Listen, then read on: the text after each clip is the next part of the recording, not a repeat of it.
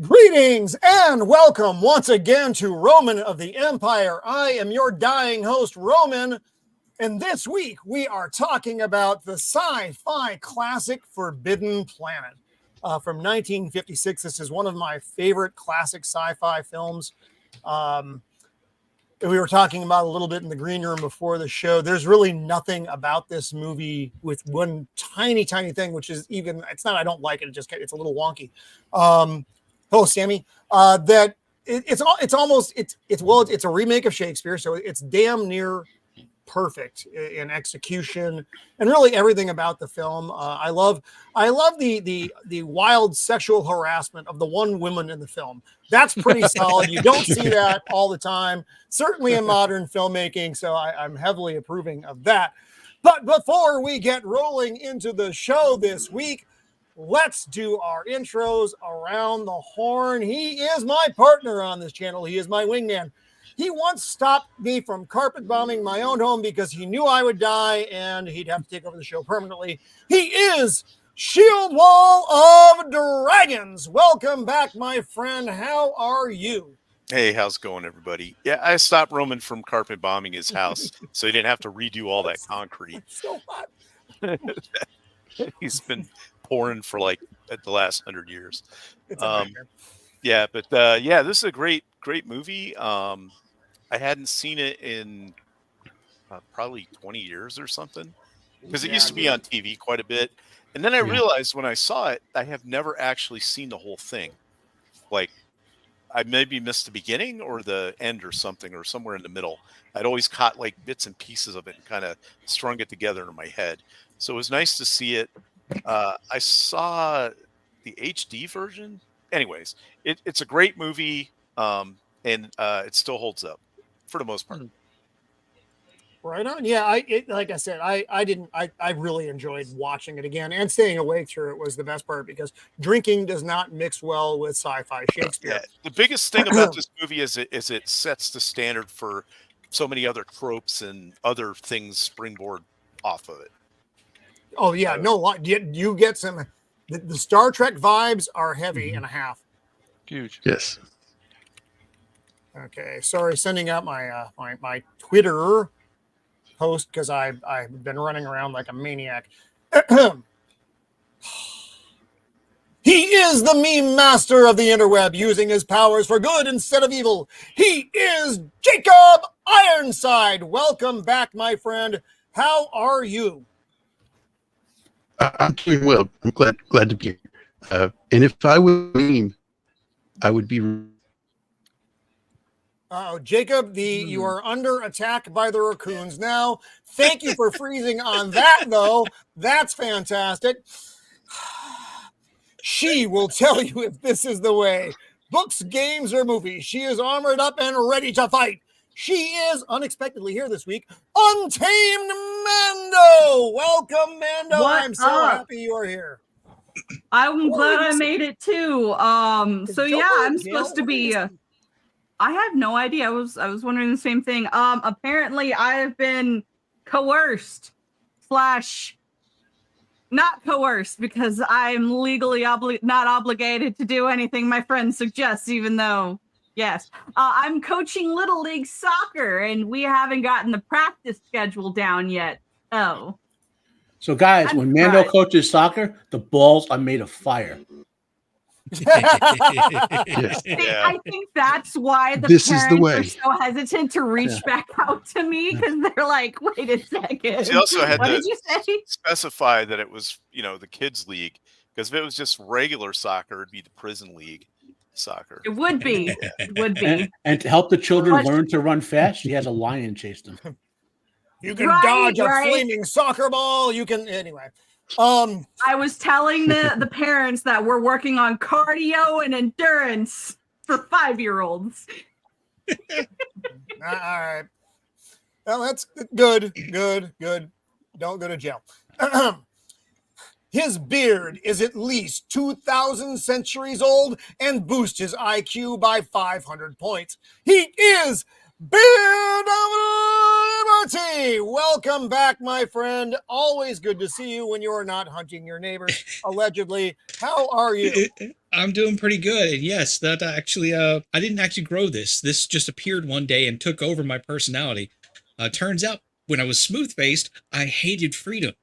It's weird, I know. Looking forward to getting into this. This is a first watch for me, unsurprising. But yes, as you were saying, there's definitely a lot of you get a lot of a feel for a lot of old classic sci-fi coming from this, and it carried on because there's even this thing. I'll be real quick right here, where they did the Futurama spoof of the cover art with Bender carrying Leela. Classic imagery. I actually just bought a Forbidden Planet poster because I was so inspired by this. I couldn't help myself. Really? Sammy, had you never seen it before? I was excited this first watch, and I mean I've seen things of it, but and I've seen that poster for like a million years, but after like finally watching it, I was like, yeah, I'm getting this poster. It's going home. Well, this movie is almost 60 years old. Yeah. At least. Think about that. It's crazy. 1956, 2024. What's up? It was great. Yeah. Got the beard guy. Okay. He is the man who knows all the things about all the things. He is the unbearable 73 that thought you shouldn't be. God damn it, I didn't read this beforehand. I'll do this one for you. Matt and motherfucking lacking all the fucking fuck it. What? Shit. Fuck. The tenants are lacking in all the gifts. Tourette's syndrome has taken over. Well, I used to be the guy who knows all the things, but after watching 4 episodes of Rings of Prime in less than 2 weeks, my entire frontal cortex in my brain is now made of sludge like Sauron. It oozed out of my ears and seeped through the floor, and it's lurking beneath my apartment eating rats. So all the things I know are now being turned into rat monsters or something. Because that apparently is what Amazon has given us. And hopefully this film will purge that at least for a little while. Yeah. Lord. Musician, pop culture aficionado, YouTube prostitute, man of the people. He is Sammy Threepeat. Welcome back, Sammy. You're looking very alert and awake this week, which is exciting, and we're happy to have you. I'm glad. Sorry I was a little late. I was beating the clock to get here, but thank God it was just the clock. I didn't know where that was going. Oh yeah. We could Mando just looks mildly annoyed by the comment and now a little bit afraid. So it's which is kind of what we go for every week on this show, folks. If we can scare Mando a little bit, that's kind of what we're going for. But then I burn everything down. So. Yeah, no, I was like, you don't want to frighten the arsonist. Burn it down, babe. Burn it all down. I'm going to burn this whole place to the ground. The fire rising. He is the red-headed giant in the land of the rising sun. He is our guest this week. Fantastic artist, friend of the show, the Jinja Ninja, James Harris. Welcome back, my friend. It's been a long time. I'm so happy that you are able to make it back for this week. I'm so happy that you invited me back. I missed you guys. Missed you so much. It was it's a pleasure always to be on here. And what an amazing movie. I like first time watcher here as well. And it was like a fresh a breath of fresh air. Wow. It felt like I don't know. I'm a huge Wizard of Oz fan, and the old style look and feel and color and everything. So yeah, just going here and seeing this, it just felt like the good old days, I guess you could say, the good old days of cinema. And so it was a good treat to have. Thanks to you, of course. Well, this was a first time view for you, for Beard, for Sammy. Mm-hmm. Mando? I'm going to say yes, because when I saw it, I didn't know that I had seen it, if that makes sense. I was watching something when I was a kid on the TV, didn't know really what I was watching. Yeah. Okay, no, well, quite honestly, like when I watched The Thing from Another Planet, the 1952 film, I saw it in completion over a series of like 5 different times until I finally got to sit down and watch it. So yeah, I get it. So let's say hello to our chat this evening. We have Stephen Ransom, our good friend. It's true. Yes, Beard is just, he's amazing. Ducka.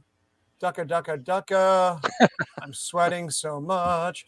Mr. Grant Gregory, welcome to the show. Ducka. Frank Yatley, welcome. I'm glad you're not asleep, my friend. Ducka.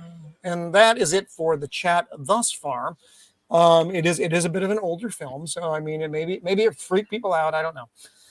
God himself doesn't know, my friends. So we're gonna hop on into this thing, and if anybody, who are we missing? Is it just Joker? It is just Joker. So if anybody has seen Joker, watched Rings of Prime and just died. He's gone. Let him know mom's worried, and to please call home. So let's dive on into this thing. So guys, I want to reveal something. I saw this movie the first time when I was, I don't know, 8, 9, somewhere around there, and I hated it the first time I watched it. Okay, something about Robbie the Robot, like I was like, the movie looks so good, but the robot looks like that fucking robot. Yeah. Well, but as I grew to appreciate older style and even things like that, then the movie became like, by the time I was 15, it was one of my favorite movies, you know. But something when I was a little kid, I wanted robots to look like Japanese anime robots all the time, you know, the thing, you know, like super sleek missiles firing out of all the joints and everything, you know. And Robbie the Robot was not that. But well, that is very true. Robbie the Robot is not that. He is this big, bulky motherfucker. Voiced by Marvin Miller, for those of you who are curious. So,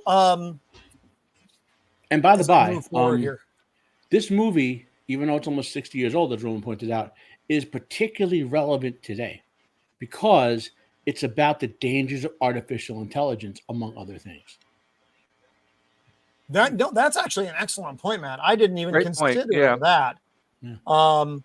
I'm just looking at this movie. Without this movie, Forbidden Planet, you don't get Star Trek, which you're going to see a lot of heavy pull from this movie if you're a Star Trek fan. Star Wars, Alien. I mean, basically your entire modern sci-fi. Without this movie, you don't get that. I don't know what you have, but it's not what you have today. Well, let's say not today. That's not what you had 20 years ago. And this came out before Starship Troopers, which is also one of the seminal hard science books that a lot of other things are based off of. But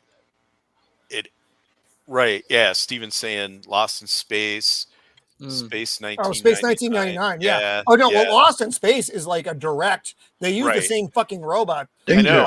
Danger. And they're in a saucer ship too, right? Yeah. Yes. Yeah.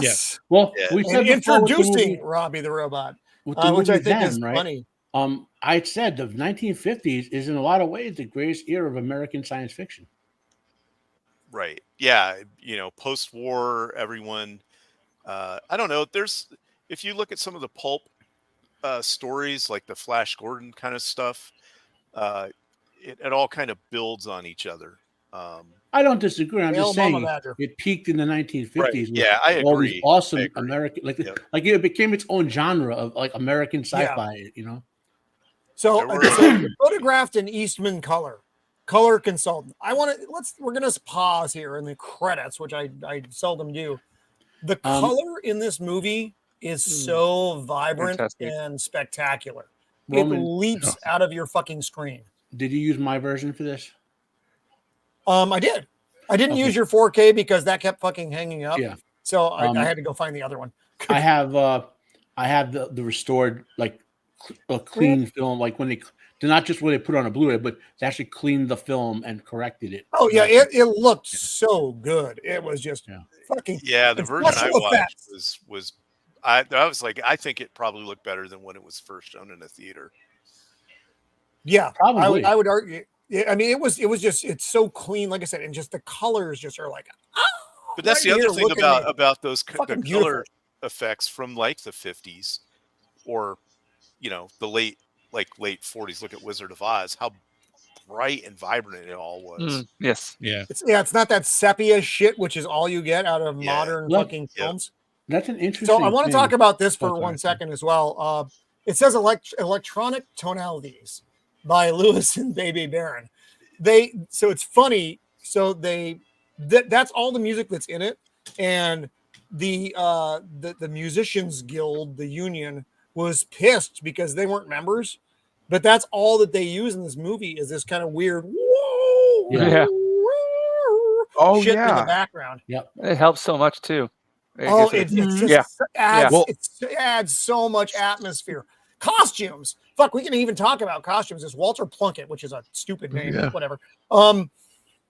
The costumes in this, especially the young lady, were Yeah. fantastic. I like that the crew changes uniforms. They have their Oh, standard yeah. onboard Based ship, and on then they their have duty, like going right. off. Yeah, Yeah. it's very. I mean, that's very realistic. I when we get to it, I do want to talk about that ship specifically. Yeah, well, we're going to get into it very soon, but oh my God, I just loved so much stuff on this ship. First of all, they made a flying saucer, which I thought was fucking great, just on its own. And you have the internals of the navigation system of the ship. So I like that transition from the flying saucer outside to the model of the ship and kind of what axis it's on when it's making, It's actually whatever pretty clever maneuvers. the way that they showed that, created that navigation system where everything else would rotate around that model of the ship. That way they could explain away not having any windows and not having a quote unquote front and rear and everything. I like it. Yeah. Well, it's almost like the way it's designed is almost like a sub, and it's treated very much like a naval vessel.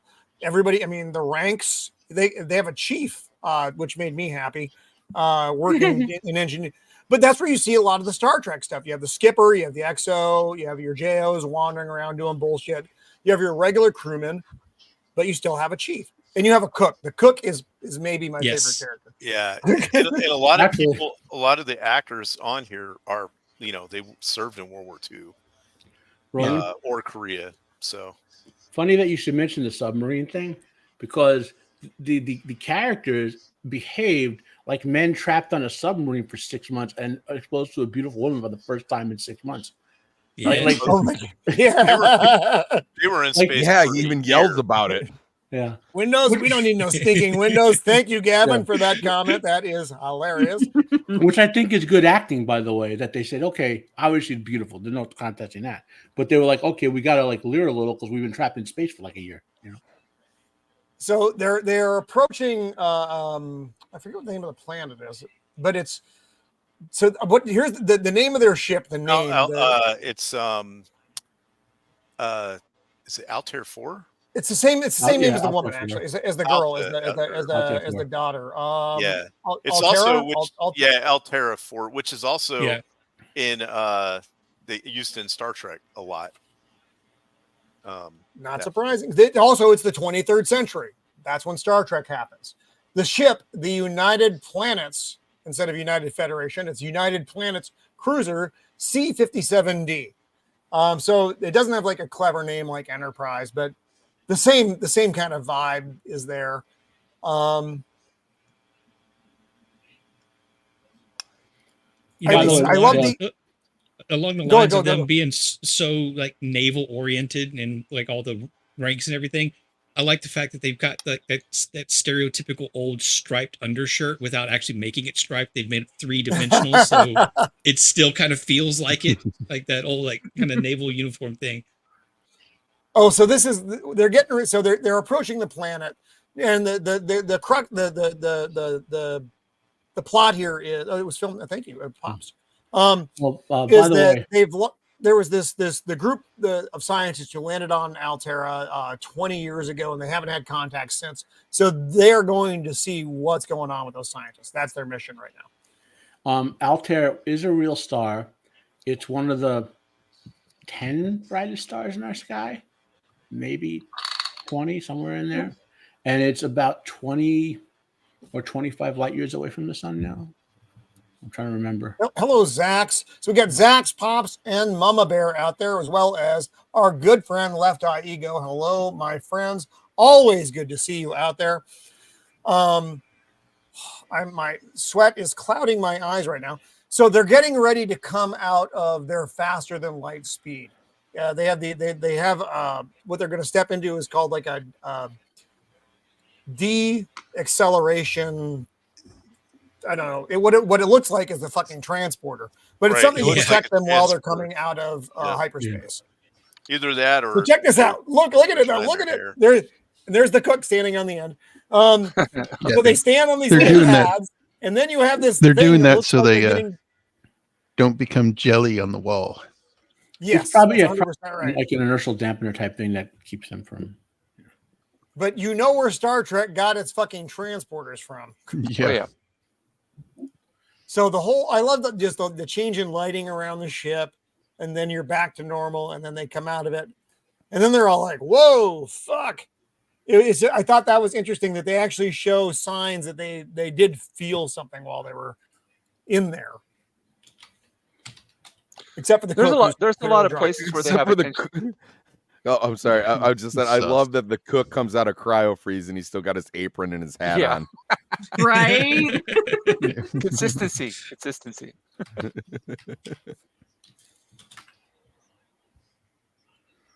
So they're trying to make. Oh, this is. It's funny because he's like, "Hey, it's kind of hot in here, Skipper," and so they show the sun, and they do have a viewer screen though. They're not totally blind. So forgive me, my eyes. And so I thought this effect was so well done. Yeah. They make the joke the ship creates its own eclipse. Yeah, classic 1950s sci-fi art, basically. Yeah. Just looks really good. As they approach Altair 4 is the planet, and they're trying to make contact with them, and they're getting static for a minute. The what's his name? Dr. Morbius tells them not to come down. So Morbius is he and his wife were the lone survivors of whatever happened. We don't know exactly what that is. You've never seen this one, Zax? Well, you are in Canada. It's starring it stars a famous Canadian. You should have seen it, Zach. Did I feed Pip? My wife is sending me a text. Mrs. of the Empire is sending me a text right now asking me if I fed the dog, and the answer is no, I did not. I did not. I was very busy before the show. On Dr. Morbius's name, there's no like clear reasoning for this, but Morbius, people speculated it's based on the Latin word morbus, which means like sickness, and that was assigned to the audience like a subtle little note that he has some sort of health problem, mental or physical. If we all know what happened later. I mean, take a look at that uniform. That inspires not just old Trek, but the movies too. The belt looks almost exactly like the belt in the movies. I like these uniforms. I get it. They are dated. And I want to say hi to Alistair's Queen Emma. Welcome to the show. The suits, they do look like military uniforms. Granted, it is a very specific sci-fi era, the 50s, but they don't come off as goofy, I think. Right. I like everything but the hat. Yeah, the hat kind of feels like they're just wearing baseball caps, but I know there's similar. That's the modern military. I know. That's what I'm saying. I mean, I know I've seen modern military. Like, I mean, that look fine if it was just camo, but hey, who's that guy? He's anybody? He plays Oscar Goldman in $6 Million Man. Richard. Richard. Oh, what the hell is his last name? Richard Dad? Anderson. Huh? This is Richard Anderson playing Chief Quinn who Yeah. who also played Oscar Goldman on The $6 Million Man. So yeah, they got a chief. Yeah, there's a what's his name? James. Getting a blank here. You're not And he- helping. James Drury. And he acted, by the way, in James Jury is in here too. The guy that played Oh, the yeah, as Virginian Crewman in the Strong. series. Richard Anderson was in a lot of TV shows and movies too, not just $6 Million Man. So Dr. Morbius warned them not to come. He said he wasn't going to take responsibility for their safety, blah, blah, blah, blah. And then he gives them this landing zone, and they're like, where the fuck is this? Yeah, this is that conversation. Watch Leslie Nielsen, who is Commander Adams. His liked him face in as this he's movie. talking. I thought he was brilliant. Yeah. I was shocked to find out this was only his third film. You also And, like, get first what I starring think you get a lot of Jim That's Kirk cool. vibes from Commander Adams. A lot of his body stuff, the way he I can see carries that. himself, And how he treats women. Obviously goes without saying. Dude, yeah, we're gonna have a conversation about that because that was wild. That was fantastic. Yeah, we'll get to that. We'll get to that whole thing. So Oh this my part God. here, see the beam stuff? That's all Disney animators did that. Oh, cool. Okay. Captain is honing his skills for the naked. People do call it the Leslie Nielsen factor. So if you see Naked Gun, you're trying to get that out of your head. But Leslie Nielsen, before he did the Naked Gun, was actually a serious actor. Right. He was in his serious actor phase during this point here. He did a bunch of good movies and stuff. Yeah. So okay, so this thing goes down with it's got the center pylon, and then these come down because otherwise this thing would probably fall over. But then I saw the scale of it, and I was like, wait a second. So you're telling me all that you can see on the interior of the ship is basically their living space in there for a year. I was like, holy crap, that ship is not very big. And then they start pulling all this stuff out of it. And I don't know where the fuck they were keeping that, dude. Where were you? They probably had like some sort of bag of holding for any of you they had it's a TARDIS. Okay, it's a TARDIS in there. Exactly. Battery things. Well, that explains why they were so horny when they got off the damn shit. I think O.J. Simpson already had a serious phase. And the Zach. crew complement is, I'm trying to think what they said it was, 24, something like that. So you got the commander, the captain, the doctor, the chief, and the other lieutenant, right? And then 20 people. You figure divide that up between 3 shifts, and that's your crew, including like the cook and stuff. Well, maybe they had more crew members, but Cook made them into food, so that's how they took care of the problem. Yeah. I mean, waste not. When I see a movie like this, I always think about that kind of stuff. Like, how many people did they have? What are they doing? Where do they keep all this stuff? That part's kind of interesting, And they explain a lot of it, like in Star Trek. Well, we have a replicator, and the ships are ridiculously big with all kinds of unused space inside. But that's not the case on this. No, they definitely don't have a lot of unused space. Right. Gavin Blackburn, welcome to the show. Or have I already? No, you're already here. Never mind. Forgive me. I'm very hot, and I'm probably going to have some kind of heat-oriented disruption during the show.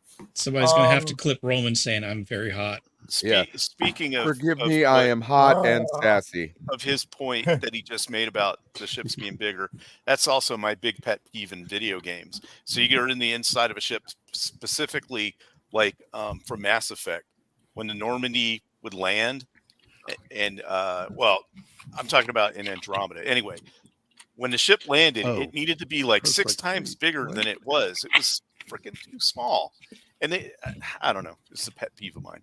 And they also have to have crew quarters and stuff. I hate spaceships that are supposed to be long travel and they have no place for anybody to go to the bathroom or sleep. They got a lot of empty Coca-Cola bottles. Yeah. So then Or whiskey the bottles, robot 'cause they shows do up. have whiskey. Robbie the Robot. His name is actually Robbie in this film. Has been driving like a maniac to get there. He's got his little vehicle he shows up in, and then it opens up and he gets out and he's got these big ball legs. I mean, this is the robot design of the era, though. Yeah. Yeah. Well, you got to remember that this is it's pretty good. cutting edge. Yeah. And I think he technically is the only listed surviving star of this movie today. That's true. So they're just having a conversation. He's going to ask them to go with him, and they're like, "You are a robot, right?" And then it's funny because they're like, "Is it a he or a she?" He's like, "In my case, it absolutely doesn't fucking matter." So I thought that was kind of funny. Yeah, they were very forward thinking. Asking, they were very liberal back then. Hey, had their time. And then as soon as the cook finds out it doesn't matter, he just fucking wanders off. He's like, "That's not a girl." I like their utility belts. So they have like a I don't know if you saw it before. Yeah, here we go. Yeah. But this little thing. Oh wait, we haven't got to it yet. Where they're talking. Where he's talking to the doctor, actually, and he wants information on him, and he puts like a little plastic slide card in there, and it brings it up, and then the comm things on their belt, you pull it. It has a wire, and you pull it up, but they can talk into it. Yeah, it's not wireless. The wireless concept did not exist at that point. But the belt has like utility stuff on it, like kind of like a scanner thing or whatever. So now they're off. That little dust cloud is them going back. That's the effect. I thought it was pretty good. Again, I love these paintings. Oh yeah. Actually, there may be painting with like model incorporated it on this one. By the way, they show up. More random trivia for you. The guy who plays Cook, don't remember his name, but he's a famous actor. He was also in the first episode of the $6 Million Man, where Richard Anderson played Oscar Goldman for the first time. Oh, that was Earl Holliman is the actor's name, and again, he may be my favorite character in the movie. So let's go. It's a little bit of trivia here, just kind of going down. As our good friend Pops pointed out, this was the same stage as Wizard of Oz, which was filmed 17 years earlier. 1939. The garden that Altera shows us in a bit is a reuse of the Munchkin Village set, which is kind of funny. This is the first. I was like, wait a second, that tree in the grass looks a little familiar. So that's where the Red Road went. This is the first mainstream film to use entirely electronic instruments.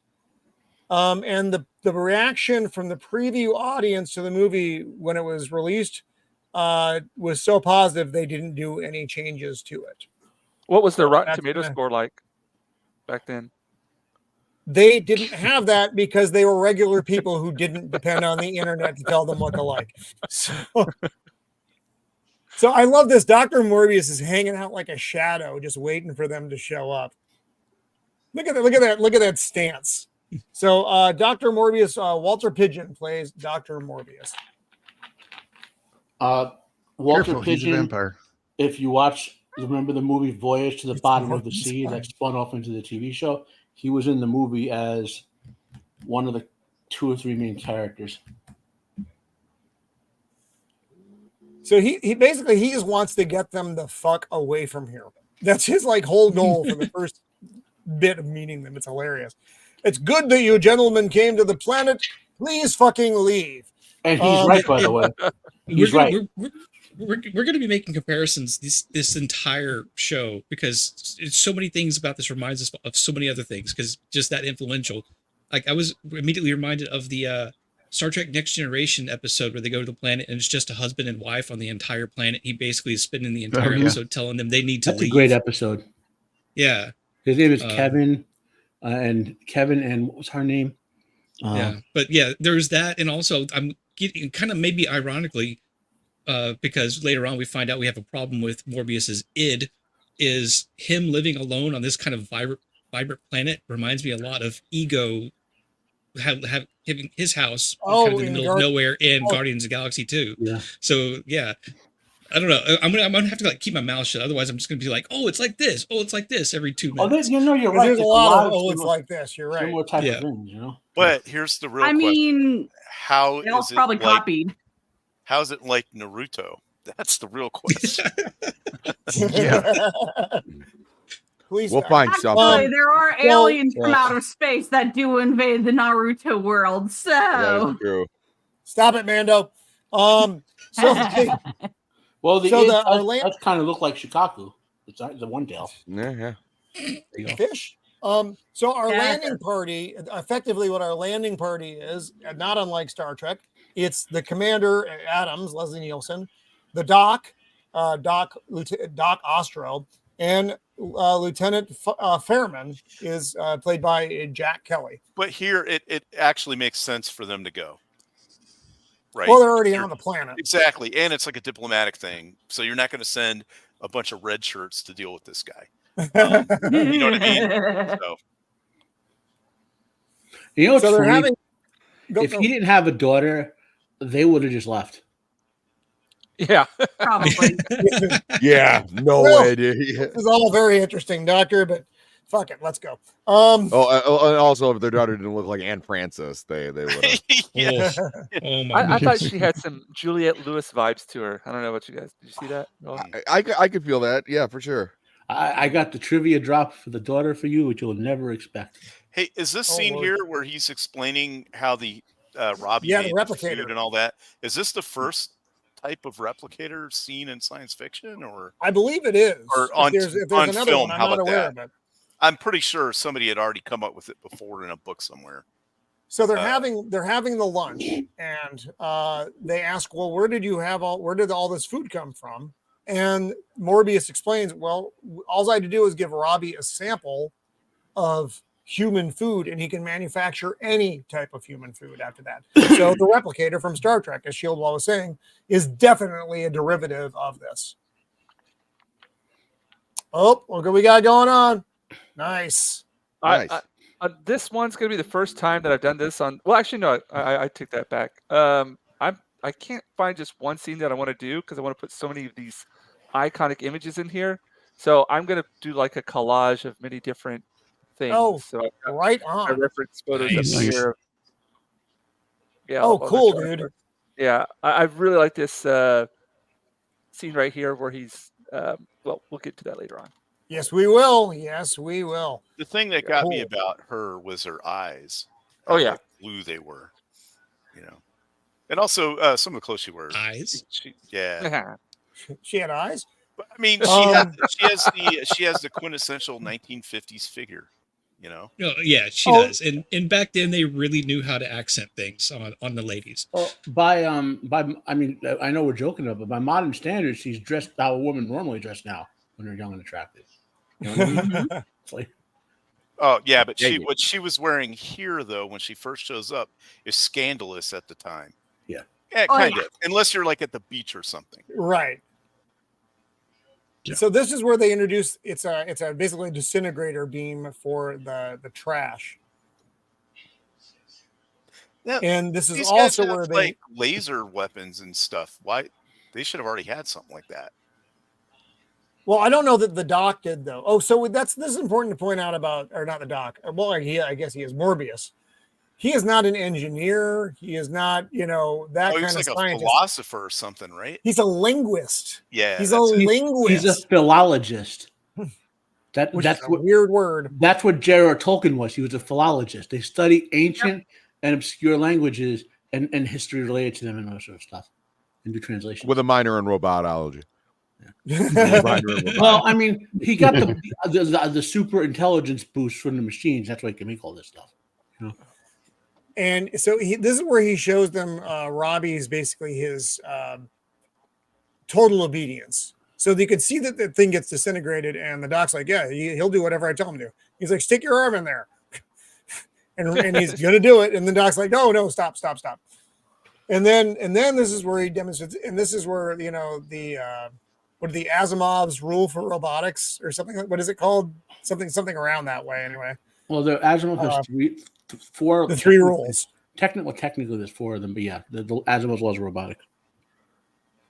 And which is you cannot, allow a human to be harmed. So he asked the commander for his sidearm here, which if I were the commander, I probably wouldn't have done this, but whatever. It's in the movie. He gives it to the robot. The robot understands it. He uses it, and he's like, shoot it at the commander, who's just standing there like a champ. And then the robot starts fucking. There is a very small thing, and I thought it was a nice little acting choice when he says shoot it. Like obviously the other guys react, but he mostly does nothing. He mostly does nothing, but you see his like right hand kind of twitch a few times. Like he's trying to be brave for like his men. It was a nice little touch. Yeah, there are a lot of those little like very subtle movements that they do. Like one we were talking about their whatchamacallit, their comm system, whatever. And they have their little what do you call them? The things on their utility belts they're using to speak to people with. Okay. Well, he goes to speak to one of the people, and it's just a small thing, and he goes to speak into it, and he's like, "Oh, I haven't turned it on yet." And obviously he doesn't need to turn it on because it's just a prop.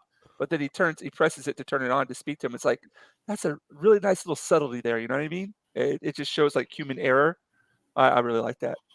Well, and it adds that it's that foot in the real world kind of stuff. Yeah. So that TNG episode that they were talking about, John Anderson and Kevin Uxbridge. That was a character name. Yeah. So the robot cannot fire the weapon, and so he'll short himself out if he this keeps with that command. So he tells him to stop. Which is a plot, by the way, that returned in a later movie, 2001, 2010. The reason Hal goes mad in the first movie is because they gave him conflicting laws about not harming people. Then the government, CIA types, told him he had to cover up the secret and they harmed the people. So that concept does get played out in a science fiction movie. Interesting enough. Yeah, he was supposed to be incapable of lying, right? Yeah, he couldn't lie and harm people, right. But because he had to cover the secrets up, he had to kill them and lie. So it just trapped him in a circle of. Roy Scheider's character explained it in 2010 when he discovered the problem. So now the doctor is basically saying, look, everybody else died from some unknown force on the planet, but I'm perfectly safe. Look, Robbie built me these shutters to keep me safe.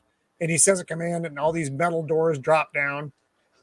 And they get freaked out. He's like, yeah. Like, I didn't mean to start it. I thought it was a neat little effect for the movie. Like it happened. Yeah, that was cool. Yeah, boom, boom, boom, boom, like, boom, boom, boom. They drop down. Time lapse or not time lapse. Yeah, motion capture kind of thing. That's what I figured. But it looked well. It looked fluid. It's probably just a film splice. In other words, they filmed to that point, then repeat film and then like with the windows in place and just cut a splice and boom. Yeah. Yeah, me too, Pops. I loved. Like I said, my any criticism I have of this movie are so minor, but I love these sets. Which, interestingly enough, just about the window thing, like that's clearly how they did with that technology because they probably really couldn't blend stuff that way very well. Nowadays, all of us who do video, we have automatic blending filters and stuff for scene transitions.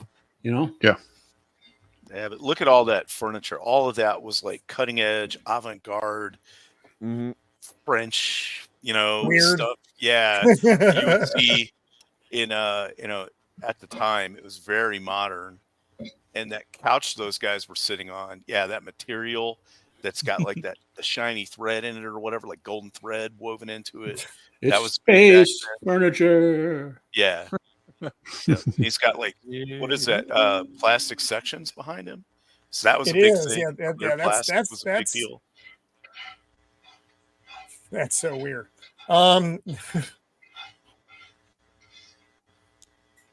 So again, he's basically just trying to get them the fuck out of there. That's his. I'm safe. Everything is fine. I don't need you to be here. This was way before Star Trek. This is about 10 years before Star Trek. 10 or 15, yeah. Just like Doctor Who comes out a couple years after this. British science fiction films like the God, there's a couple British science fiction films that have similar tone to this that came out. The Professor Quartermain movies, if you those who follow this stuff know what I'm talking about. This is interestingly like you could find lesser known films that have similar plots or whatever, like the blending of you have to pass along, and eventually you get the signature movie of that type. Like this is kind of the signature movie of this type as science fiction was evolving, in a certain way. And then after this, you can see this film's influence. Like another example would be. I did not know that Ren and Stimpy and Dr. Morbius had the same interior decorator. Yeah. Like to understand what I meant, that a similar film would have been, 10 years after this, Night of the Living Dead.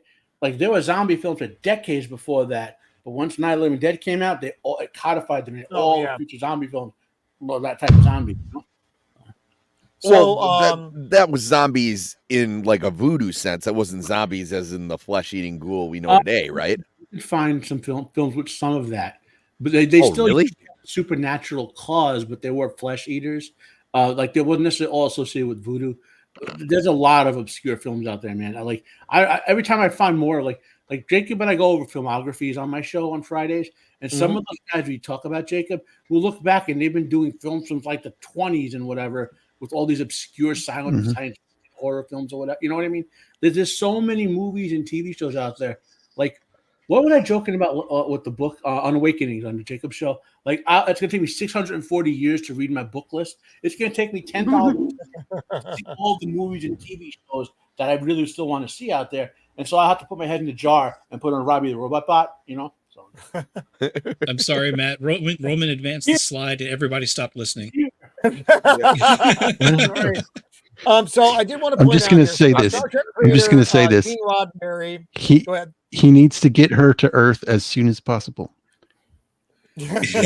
So this actress, this beautiful, amazing actress, right? She was in a very controversial film as the girlfriend of one of the three main characters. And one of the actors, it was actually his first movie. Now, we all know about these woke morons destroying our fandoms and all that now, and they're mostly leftists and Marxists. Back in the day, in the 80s, the people who were doing it were a combination of religious right extremists and crazy psychologists. And this woman wrote a book called Mazes and Monsters, which was a movie that came out in the early 80s. I remember that. With Tom Hanks was the main star. And about the premise of the book was that games like Dungeons and Dragons were gateways to evil and dementia and possession. And she literally, like, I joke, I'm not, I semi-joke, but I'm telling the truth when I say this. One of my aunts tried to have an exorcism done on me because she found out I was playing Dungeons and Dragons when I was like, okay. That's the reason. The funny thing is, the priest himself, after talking to me, started playing D&D. So, but the point is, that movie was so horribly, horrible. And she was like, Ellen? She was like, I think she might have been Tom Hanks' character's girlfriend or his sister. I don't remember the whole. I've only seen the movie twice. Once when it came on, and I wanted to shoot the screen, and a few years later but it was anyway. Point is, she's an amazingly beautiful woman, as we all know, and she starred in many other things. So she got a few fun. But like, she's famous for this movie and infamous for another movie. The extremes of of the career. It's interesting because so she points out that as soon as they were put on the set, they were told to take it seriously. I thought that was interesting, and that's from Anne Francis. Another interesting thing, Gene Roddenberry took major inspiration from this, and Warren Stevens, who plays Doc, would guest star in By Any Other Name. That's one of the 1968 episodes. Where he was the true shape of the Kelvins, because they remember they had transcended their human or a need for a body and became basically an energy life form. Yeah. So interesting thing. Again, not different than this movie. She even has perfect knees. So Altera shows up here, and she is not supposed to. Dad gave her direction not to come while the guests were. And she said, well, not while you were having lunch. And now lunch is over. So she's very literal. And look at everybody's lighting up. They're also happy. Doc has a bit of a Cro-Mag looking brow, though. Very, but he's the very only one. Cro-Mag looking. Yeah, He's the only one that doesn't simp, though, out of the whole. That's true. Which kind of you He was giving me young Brando vibes. Yeah, he might have. You never know. I wonder how the cook's feeling. I wonder if he's thinking about me right now. Yeah, but here's the truth about this. Nothing will destroy good order and discipline faster than introducing a woman like this in the midst of 24 men that have been in space for a year. You really have to tighten things down for it not to go wrong. Yeah. Just the faces are just so funny. It's a woman. So now Robbie's making coffee. So they're chatting it up a bit, and I thought you said that you and your wife, and so the daughter was, I guess, I forget how the wife died. Did she die during childbirth? She just died of old age, or something like she. He said, unlike the others, her death was natural. Natural. So he doesn't specify. Natural, okay. They'd been on the planet for 19 years. Yeah, but he also says that he is the only person his daughter has ever known. Yes. Right. So that leads me to believe the wife died. Oh, okay. It could have just been something like, maybe she died in childbirth. I got the impression she'd been dead for a while. Lieutenant is over here making the moves. So this whole time, don't blame him. I'm thinking the wife, died. I was like, is she a clone? Is she a robot? Is she, something, weird? I'm thinking that Morbius is like some kind of evil guy or whatever with like ulterior plans, and they did a good job of misdirecting on this because Morbius is basically the good guy in this. He's trying to protect people from this horrible technology, and I mean, if there's any reason for the Prime Directive in Star Trek, you would not want this technology getting loose to a primitive Earth society. I mean, how many like horrible monsters would we create with this thing? Right? Yeah, that's true. So right now the lieutenant's telling the girl basically, I'm okay, and Doc's all right, but you got to watch out for the commander. She's like, I see it in his eyes. So they were gonna go back. They would have gone back, but then they basically, all the information they got made it so, well, now we can't go back. We need to report everything that we've seen thus far. So, and here's the other dynamic with her. So everyone's like, oh, these lecherous dudes, and all they want to do is get at this girl and whatever. But you see later as it goes through, she's interested in like talking to these guys and getting to know them, and nature taking its course kind of thing.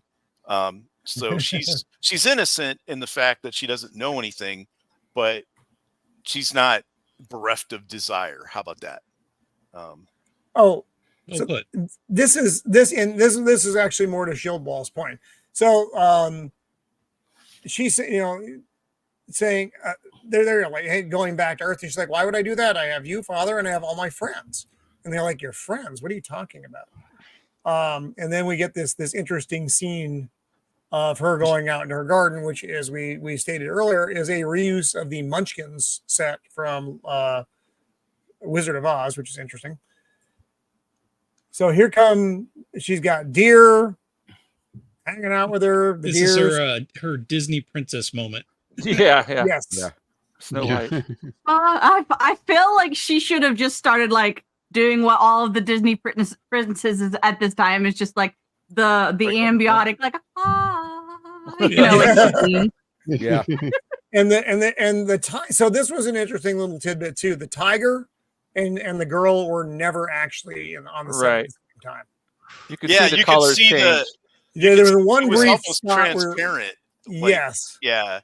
And I don't know if it was they used overall they it works pretty well, but glass or how they did it.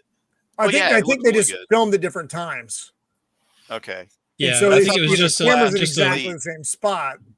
Yeah, it's just a lockdown camera, and they just did the old-fashioned splice it together and tape it. And when it looks a little bit transparent, that's where it would have overlapped a little bit with the clean plate when the tiger wasn't there versus the other one where he was.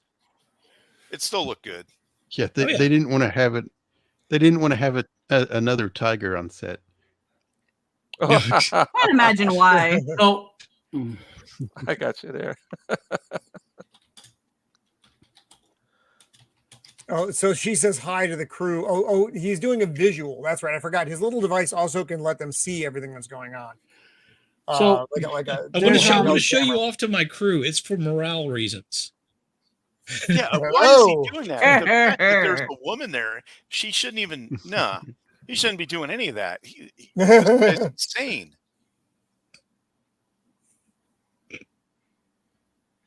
She should be top secret.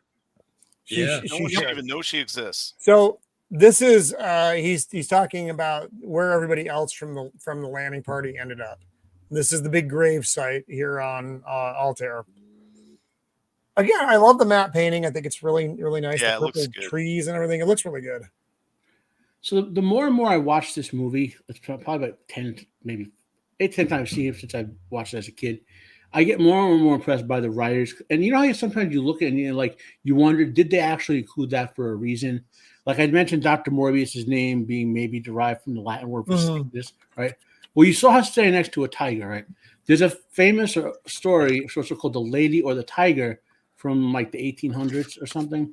And the premise of the story is at the end, without going crazy about it, is that you have to choose a room that has a beautiful lady you can marry or a vicious tiger that will kill you. And this story is about making a choice, this movie, right? Between what could destroy the earth or what could save it, type of thing. A little different variation because I always wonder what the more and more I watch a movie, did the writers think of all that with all these little plants that they do, I think some probably did. Yeah. Because you see stuff with all these movies and TV shows, and how we can see, for instance, all this influence in Star Wars, Star Trek, and all on and on. Well, now if you all their influences in this, and it's just interesting how it all sort of meshes together, and what's real and what's not. Yes. No, you may not, Beard. You're trapped here with us. So now they're getting ready back to the ship to their base. I told you not to come out. But Dad, you said. And look at her face. Look how happy she is. Yeah, she is. Look at that. Look at that. Plotting. She's already plotting. Like, which one is him? I mean, to be honest, these are the first other people she's ever seen besides her father. Like, I would imagine she's like, I want to get the heck out of here because rebellious teenager. Yeah. Like, I bet her rebellious phase was. Oh, no. She got that itch. The interesting psychology, like when you're a kid and you grow up with your parents and your siblings, I forgot the name of it, but there's a reason you don't find them attractive, even if you all look like supermodels. There's some sort of psychological, biochemical bonding thing. There's a name for it. There's a scientific name for it.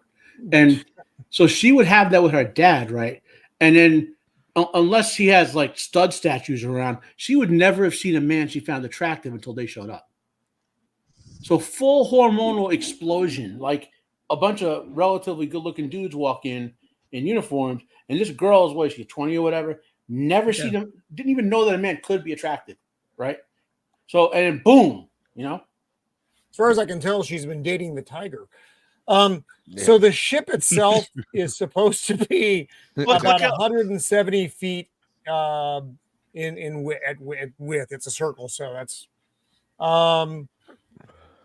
which is so that just so you kind of get a vibe of it. But so Shieldwall, I guess this main section on top was where the small. I mean, that's still really tight for 24. That's what I'm saying. It goes to the bottom part where the core comes down. That bottom part down there that hangs down, that's probably where the tractor and the weapons are kept. All the gear, all the gear and stuff. And then maybe out into the to the saucer section, there might be some stuff stored in there. that you Well, could, like, I drop would say down? that's storage. That's storage in your bunks. Like you have to like crawl through a tube to get to your bed. Well, they show the bunks. They're literally like Oh yeah. chain bunks that Yeah, flip it's like down, old right, school, yeah. The old sailing ships. And there's like a pressure door thing you have to. So this is the engine core right here. They're pulling out. So for some reason, in order to make this transmitter to call Earth, they got to like disassemble the weird. ship. Yeah, I didn't get that. I didn't understand that at all, because obviously they're going to have to communicate with Earth again, but they have to really jump through their ass to create a device that can do it. I thought that was a little bit strange. I guess, I mean, working into the you need time in the movie for things to happen. So I guess it works for that, because they have to have time to build this device. Also, we forgot to mention that. So the whole crew of the Bellerophon dies. That's the ship that Morbius was on. The original ship. And then it went to take off. Like, there were a couple people left alive, and they were like, "Ooh, we got to get the hell out of here." And the ship blew up on there's your reference for Aliens, the shake and bake colony. Right. Oh yeah. Well, we've lost contact with whatever it was, LV-428. We need to go investigate. Here's the tractor. Nice. Yeah, I mean, it's real tech too, real gear. Yeah. Yeah, it's got an electromagnetic like crane thing on the back. I still don't understand where it came from. No, I still can't figure out where you're right, because they have two hatches coming down. Where the fuck did this come from? Well, if you actually look at it, there's 3 of those legs. Just they only show 2 at a time. And then I could see maybe if it was like could fold down flat. Speaking of 2 legs, install like the wheels separately. Sorry. Or something. I don't know. The military does some crazy stuff. Like if you transport a CH-53 helicopter in a C-5, you have to take the entire rotor head package off to make it fit. Yes. So once you get it on the ground, you spend the next 16 hours putting all that crap back together. And then you got FCF. Yep. Yeah. And then you got to fly it and get it ready to go and all that. So it's a big deal. Actually works again. Yeah. So it could be a fold out tractor. Well, it could be. I don't know. I'd say I care, but I don't. I'm too hot to care. So Altera shows up to the site, and they ask her, "Does your father know you're here?" And she's like, "Oh, he'd probably lose his mind." But again, she's wearing a very attractive outfit. Yeah. It's just so funny. Boosh, when did you sneak in? Hello, sir. Boosh. Why the hell don't I have a wrench? I don't know. Boosh, do you want a wrench?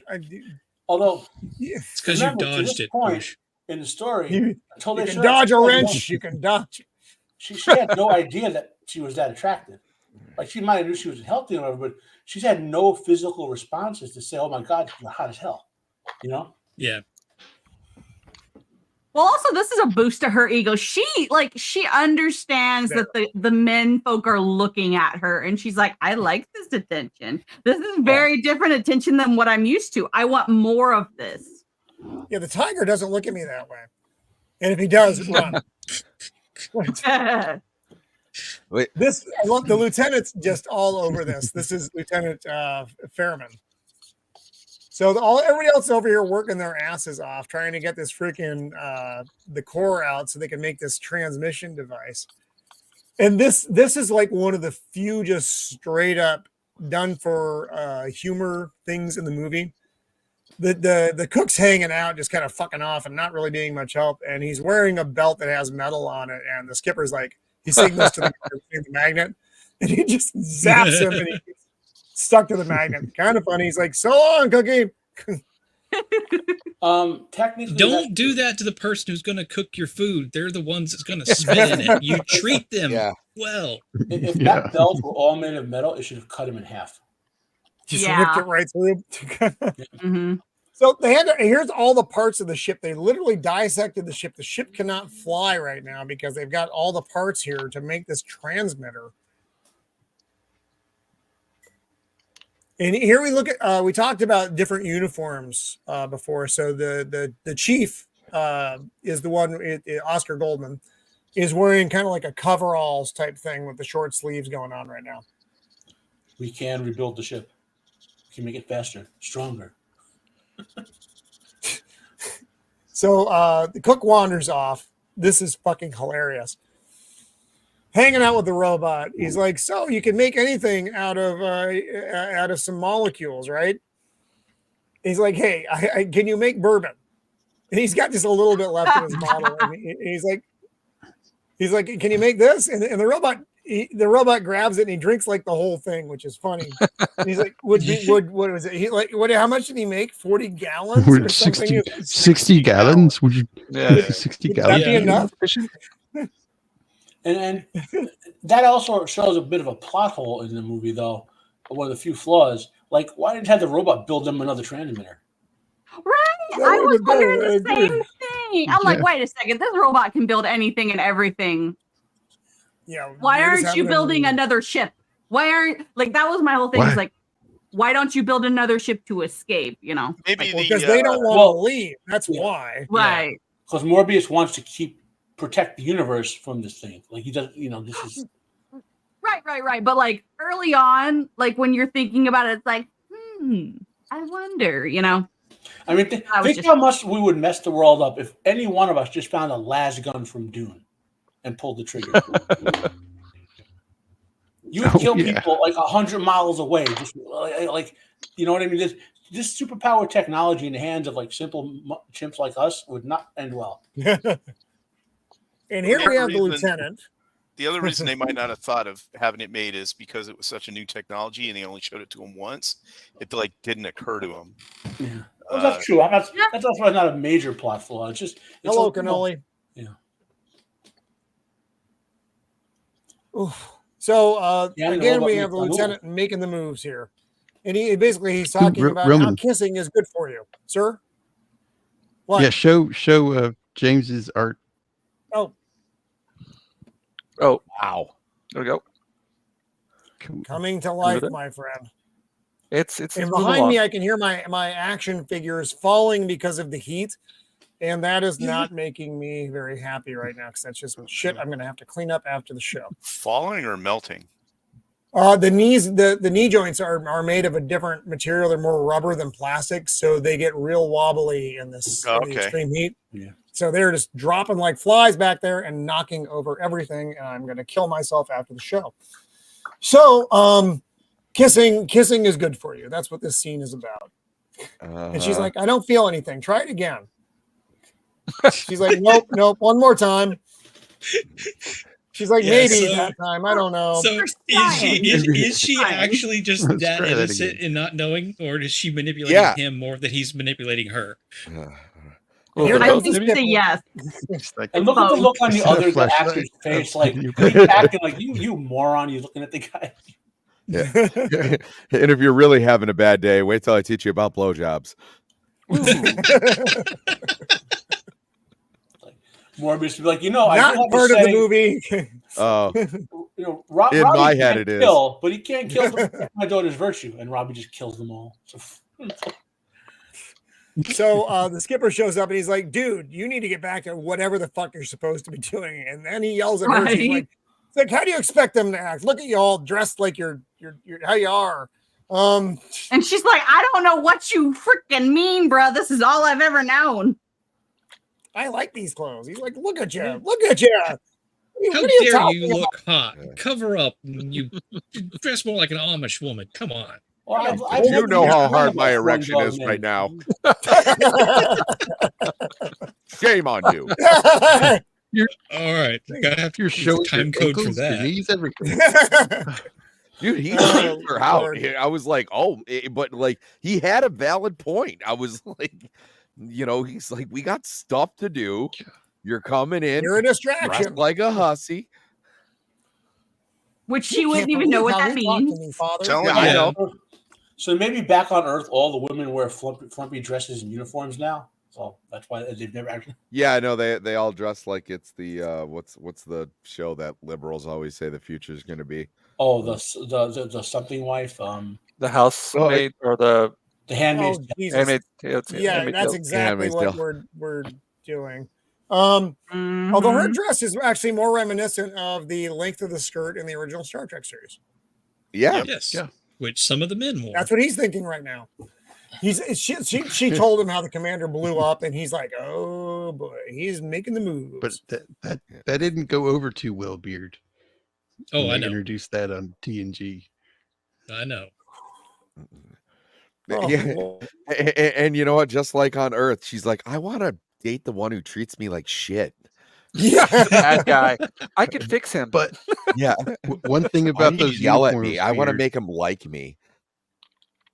Roman wears So, that when he's out in the garage because it's hot out there. I literally wish I was dead right now. It's so fucking hot out here. It's absurdly hot. It's not good. So she tells the robot to make a new dress, and whatever.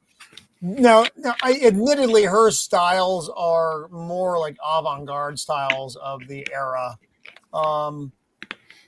But that's like the men's hairdos are basically the hairstyles of that era as well. Yeah. And so he's making the dress, and it's got rubies and diamonds on it, some kind of crazy shit because he can make whatever the fuck. Yeah, I forget exactly what she asked for first, but he's like, that'll take too long. How about diamonds? She's like, oh, okay, I'll settle for diamonds. Yeah, she wanted They rubies, are. and it was going to take like a week to make them. Or no, Yeah. emeralds, right? Or was No, it was something. It Star was something sapphires. else. I don't remember exactly. That's It right. doesn't It matter. was sapphire. It was Star Sapphires, Yeah. I remember, Yeah. because I was like, oh, Green Oh Lantern. yeah. Which is another interesting science fiction concept.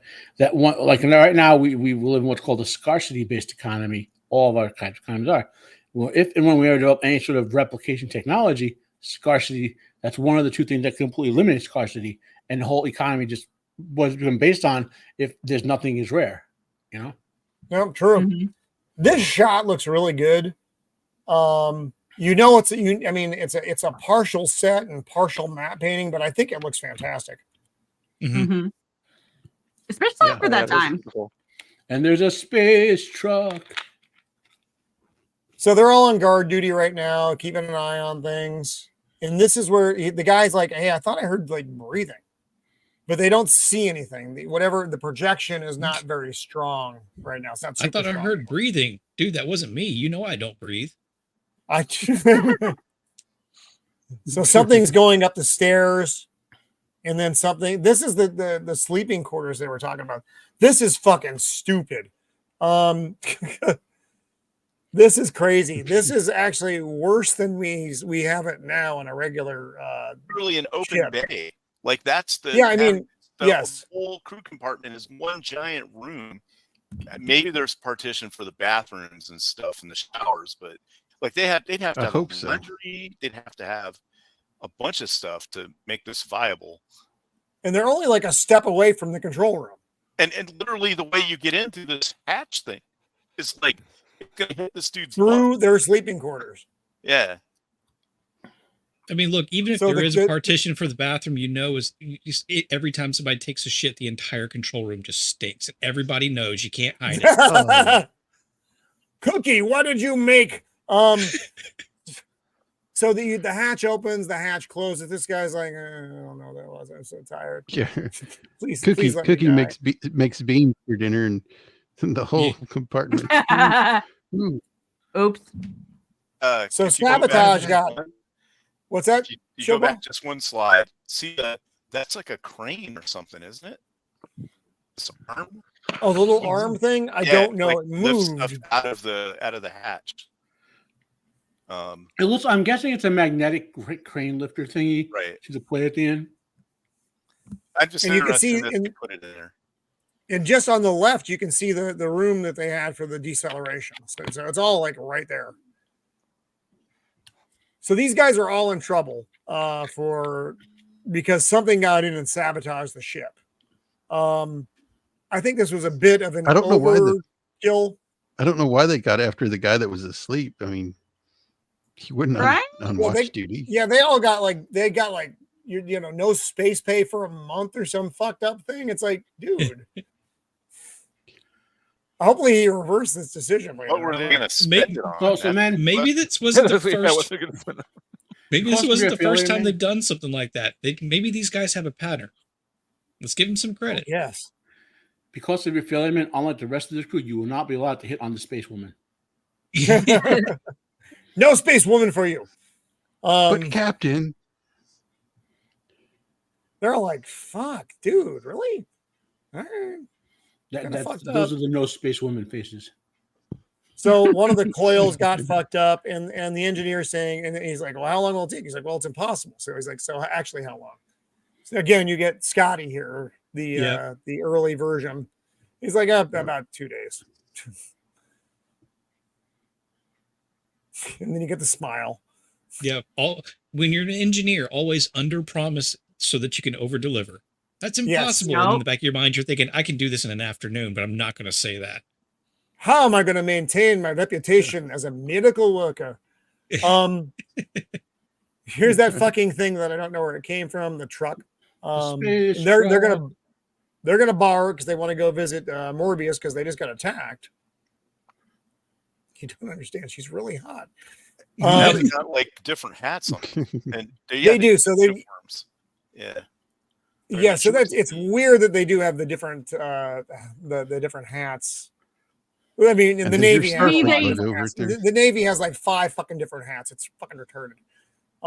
My thoughts were because this wasn't like official, they had a different hat or something. I don't know. That's kind of where my brain was. They had different hats for different occasions.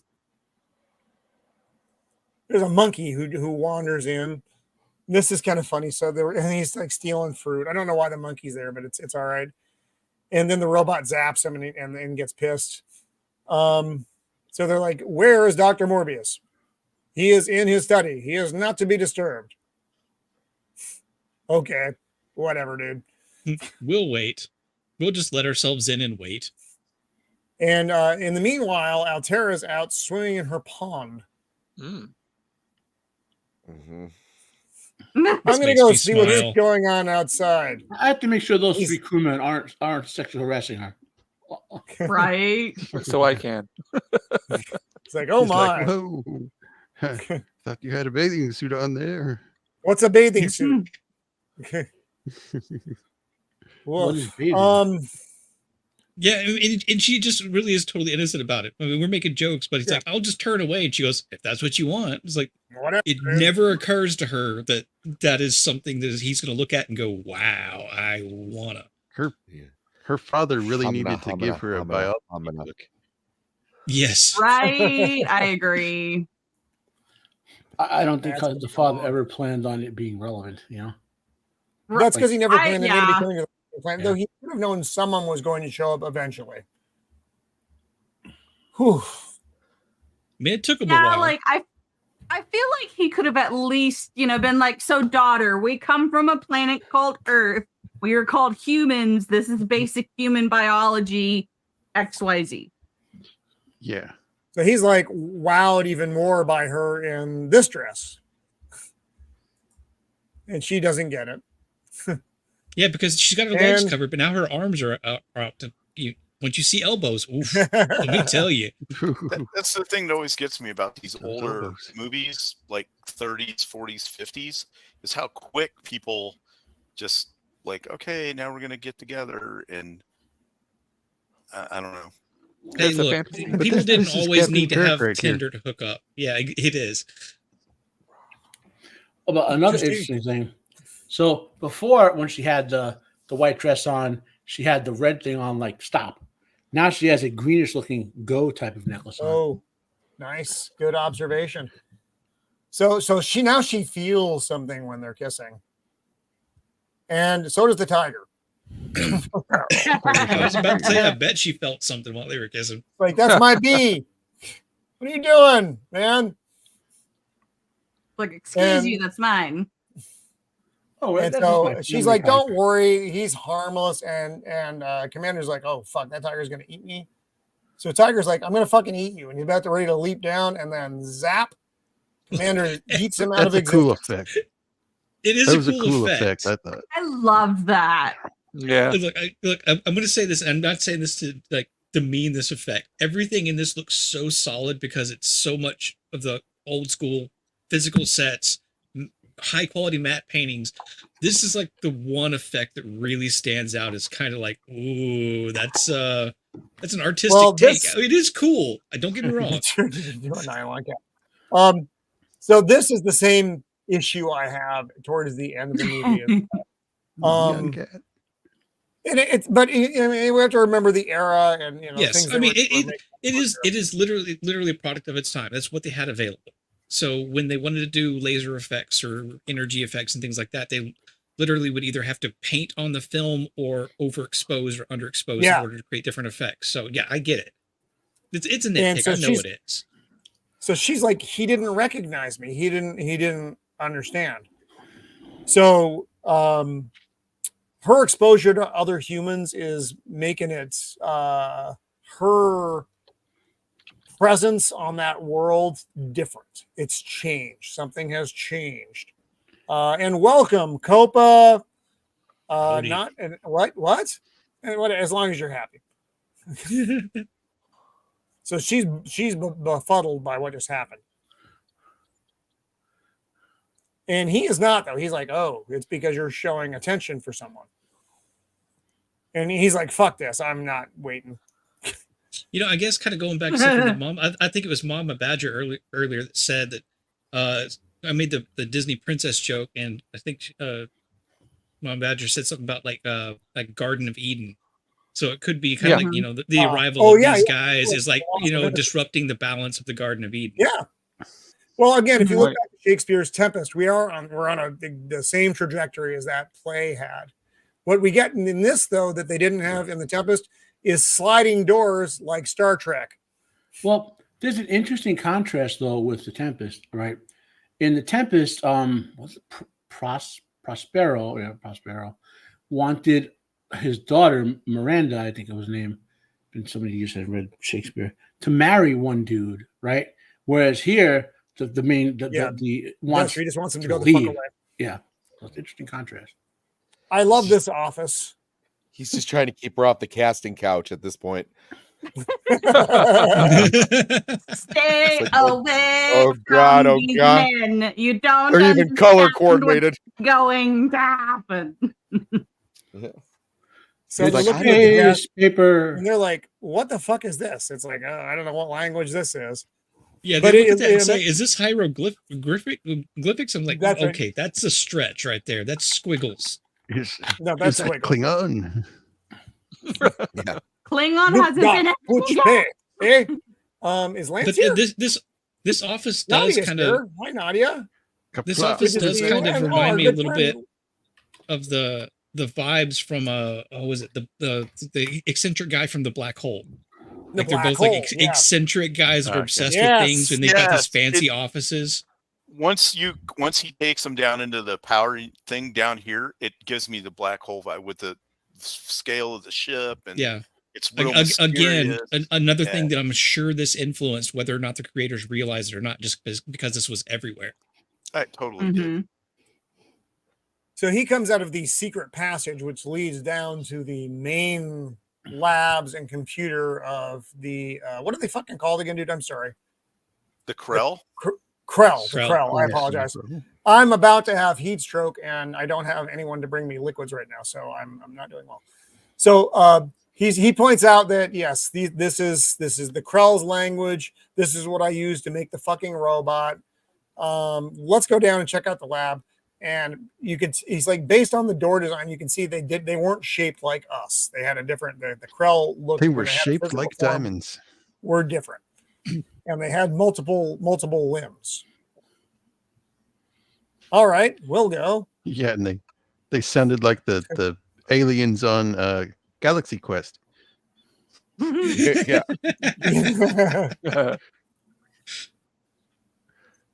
This is the Krell. He plays their music briefly. Some recording that he has of the Krell, which is kind of a strange sound.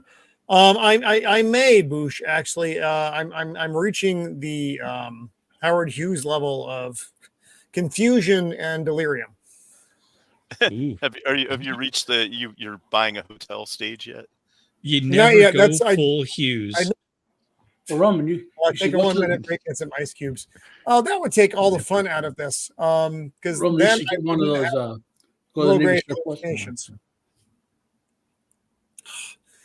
So walking down the hall again, these shots are really well framed, though. I thought this, just the look of it, you get these really, you get the feel of the depth of the set. I think the sets on this were fantastic. Yeah, definitely. They were, and very. I mean, if you didn't know better, this would be a Star Trek original series set. Yeah, totally. Yeah. Right? I mean, and this is still during the period of time where even if they were filming in color, they had to know that at some point it would be probably broadcast it to people who only had black and whites. They still had to do that very strong lighting contrast with strong darks and lights to create that. Oh, true. That sort of feel of there being more depth of color, even if it was on a TV that didn't have any color whatsoever. So he's telling him test your blaster against the Krell steel. So he fires away, nothing happens. He's like, that should be molten. He's like, yeah, fuck off, it's not. So now they go into one of the labs again. It's kind of interesting because they use. He's like, look around. You're going to see a lot of things that look familiar, which is true. We're looking around. We see dials. Showing use of power and just all these interesting things. So what do we have here? A lot of science fiction movies has a lot of unseen surgery. Oh, yes, that's true. I can totally agree with that. So back in my more nerdy days at college, we this is the thing we all like among college science nerds tend to calculate actually how much power this thing produces, right? And we know what happens at the end of the episode. So the Death Star super laser, when it blew up Alderaan, was like 2.5 times 10 to the 33rd power. That's an absurdly large number. And it didn't even destroy most of it. It just mass scattered it out of orbit. So it did. This amount of power not only vaporizes the planet, but it's like basically makes a huge light bulb at the end, and it probably output more power than the sun is capable of. So That's terrifying. Well, remember, this is 2,000 centuries old tech that, as far as they can tell, that they're dealing with. This is interesting because he's showing them the. In terms of sci-fi franchises that have higher power levels of output, there's very few. Doctor Who and the Time Lords, obviously. If you ever read the Culture books by Ian Banks, and a couple other like rarer, like lesser known ones, but there's very few more raw power capable outputs than this thing. What this planet output does. You get like Marvel comics with like galaxy busting bombs, and that's Doctor Who level. Like this is an insanely amount of power. Like imagine with the Krell, they had all that power. How many of these things they made in that one day? Yeah, because I mean, he does give us. He briefly touches on it. It's like one of these dials is this amount of power, and everyone is to a power of 10 from that. 10 times 10 times times 10. It leaves it there for your brain to do the calculations, like you and your buddies did, Matt. But even for people who don't go down that path, it's still it plants just enough information in our brain that we understand it is a massive scale of power, especially later on in the film when we see it all. 30 minutes left, so let's we need to keep moving because I am going to die soon. Yeah. So we're looking at the schematics, he's showing them. This is basically all of the Krell tech is available on this viewer, which I thought was pretty interesting, kind of ahead of its time stuff. And because of his skill in linguistics, he was able to take a little bit and build on that. But even with that, he wouldn't be able to do it all. And we figure we learn where it comes from here. Stephen? His hairstyle is his Richard Grandpa on the Monsters. I can see it. And so this device he thinks was a training tool for the young to get how to exercise their minds. And the big it looks like a big thermometer thing over here shows what your mental level is. You're trying to beat your next level kind of thing. And so he does it to himself. He's like, and this is where I wish I had more than 2 appendages. And it raises up to a certain level in the thing. He's like, and then he makes them do it so he can look like a genius and say, you're fucking idiots, which I thought also was funny. Yeah, because he said like the level he raises up to is basically the oh, equivalent of a that's child. right. I'm sorry. I forgot. He does this. You can make images from your mind. And he makes his daughter. And they're just dumbfounded by it. It's this little version of his daughter in there, made solely from the power of his mind. Oh, but the weird thing is the way that's set up with the glass and the things might be reflected in there is actually fairly reminiscent of how we would create a small hologram like that today with the technology we have. Mm-hmm. And I'm sure they had absolutely no idea that we'd actually get to that point when making this. Funny enough, a lot of scientists and engineers now in the last 40 years are inspired by Star Trek, this movie. Yes. Help me, Obi-Wan Kenobi. That's right. Yes. Definitely definitely from this. Whew. So now he's testing it on them. He's like, oh, I'm going to show you just how stupid you are. And he's like, I'm barely moving that thing. And then they do it to the skipper, and he's like, well, you don't need to be smart, just loud. Morbius says he has like 181 IQ, and he barely made the thing move the first time. And the doctor says he has 160 IQ. And which is well over genius level. Right. Then he explains the first time I did it, I couldn't move it much further than you. But then when he made his first image appear, he got zapped and he was like out of it for 2 days or so. But it more than doubled his IQ. Something along those lines, right? Right. But then one caveat was the captain of the ship that he was on tried to do the same thing. Right, yes. And it literally killed him. Yeah. Knowledge is power, but power corrupts and will destroy you. Well, think about what it will be doing. It will be like you putting your brain's like an organic computer, right? So you're sticking that in there and it's trying to give you a boost of processing power. So basically your mushy organic brain gets like overheated essentially because it can't process as fast as it's trying to make you, you know? That's another interesting side effect of the sword attack, you know? Like there's a lot of fascinating little things with this stuff that, you know, like you always, like when you nerd out, you wonder, like, if there's time at the end, I'll talk about the power scaling thing. If I don't want to go wonky with the math stuff here. But remember, I'm going to die soon. That's what I'm saying. I'm going to leave it out unless there's like time at the end. So right now, the doc is pointing out, you see all these dials. I mean, when you guys showed up on the radar, it barely made a blip when we were communicating. And you can see how many dials there are. That's how much power this fucking thing can produce. He says it nicer than that, but that's what he means.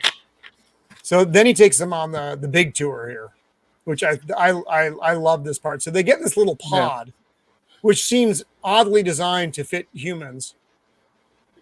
Because it's not technically designed to fit humans. Wow. No, that's looking fantastic, James. Wasn't it for Krell children? Oh, maybe it was for the kids. It wasn't that device to teach Krell children? Well, the device was with the Uzits that look like Cerebro. This takes you down to the balls of the computer. This little pod reminds me of the pod on The Incredibles. Oh yeah, dude. Yes, good point. Yeah. So they're just zipping along. He's like, geez, think the Krell rode in this 2,000 centuries ago. And now you're in the computer, and it's so when they showed up originally, they got this kind of Babylon 5 of a 20-mile, 20 was it 20 square miles or 20 miles? Well, if you know the reference of Babylon 5 to the Great Machine, that was influenced by this in terms of how they've made it visually look. It was 20 miles in one direction, 20 miles in the other from the center of it, and all direct up and down too. It was It's just fucking 784 massive. levels or something. Yeah, it's Yes. massive. And So see the walkway here? They have that. Yeah, I those fucking little love tiny this. people. Yeah. And Yeah, so this these is a- little dots on the top were moving. So they are. So I don't know. I don't know what they did for. Obviously, this- there's a matte painting, but fuck, it's so This good. is I'm sure this is a great combination of live action, matte painting, and miniatures.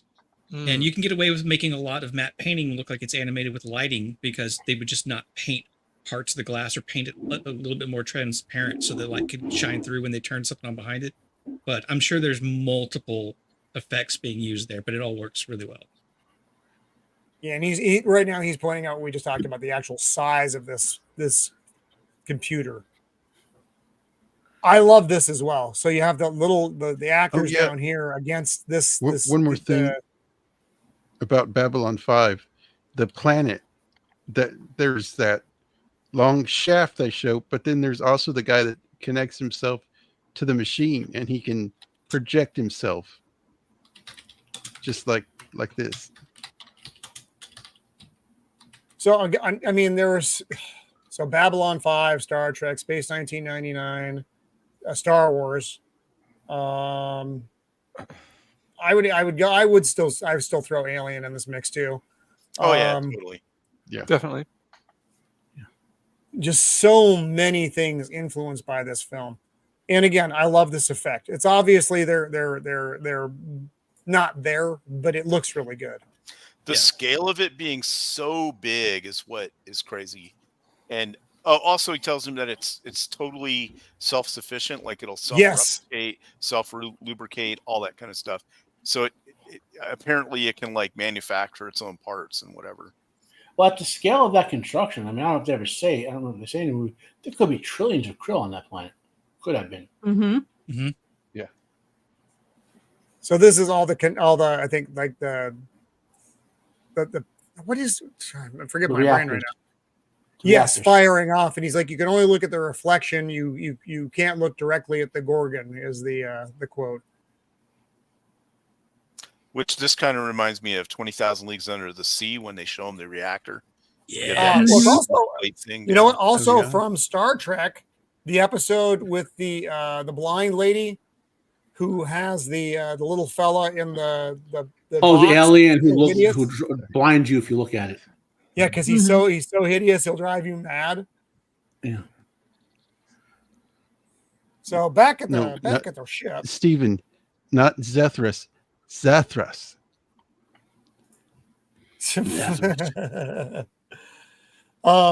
They start picking up. So they've set up a parameter now of these poles, which is like a electric fence, but it'll zap you out of existence. And they get this weird what the fuck coming through.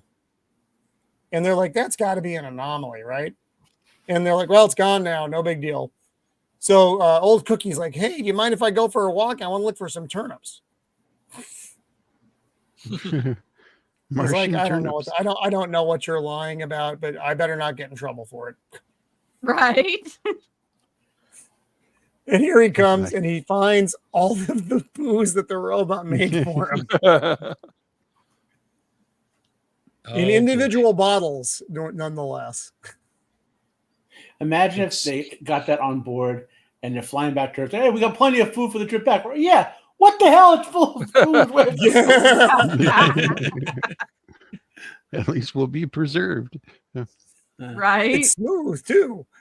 He's like, I love you so much, robot.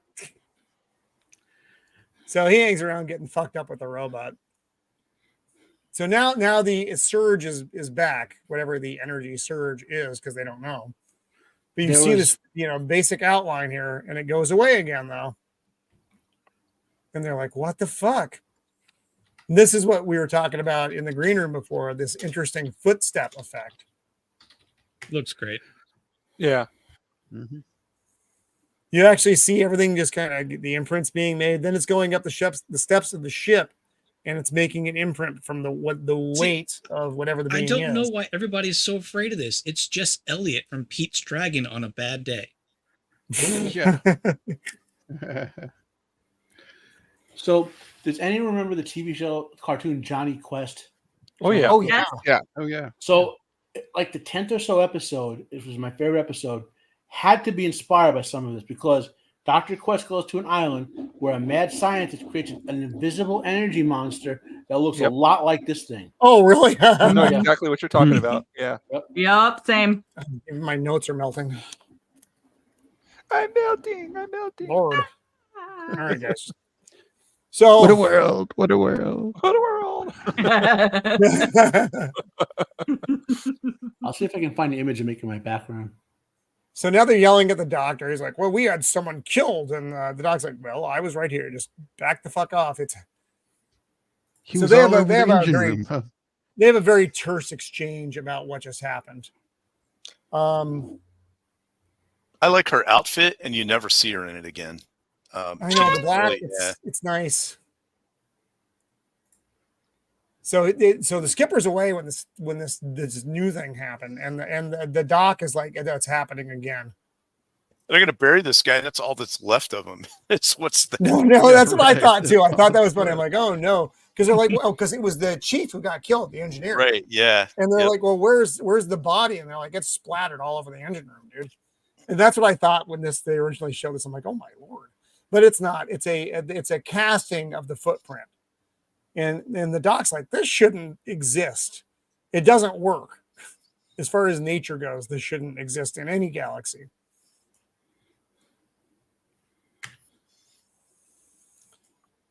Whew. I didn't do it. I was drunk. Oh no, it's the cook. Yeah, the cook's in trouble because he wandered off to get drunk with the robot. As one does. Yes, exactly. And it's not the first time this has happened. So now they're burying the chief, and poor chief. They do their little bits, and then Yeah, he got drunk with the robot, and the robot said, "I identify as a toaster."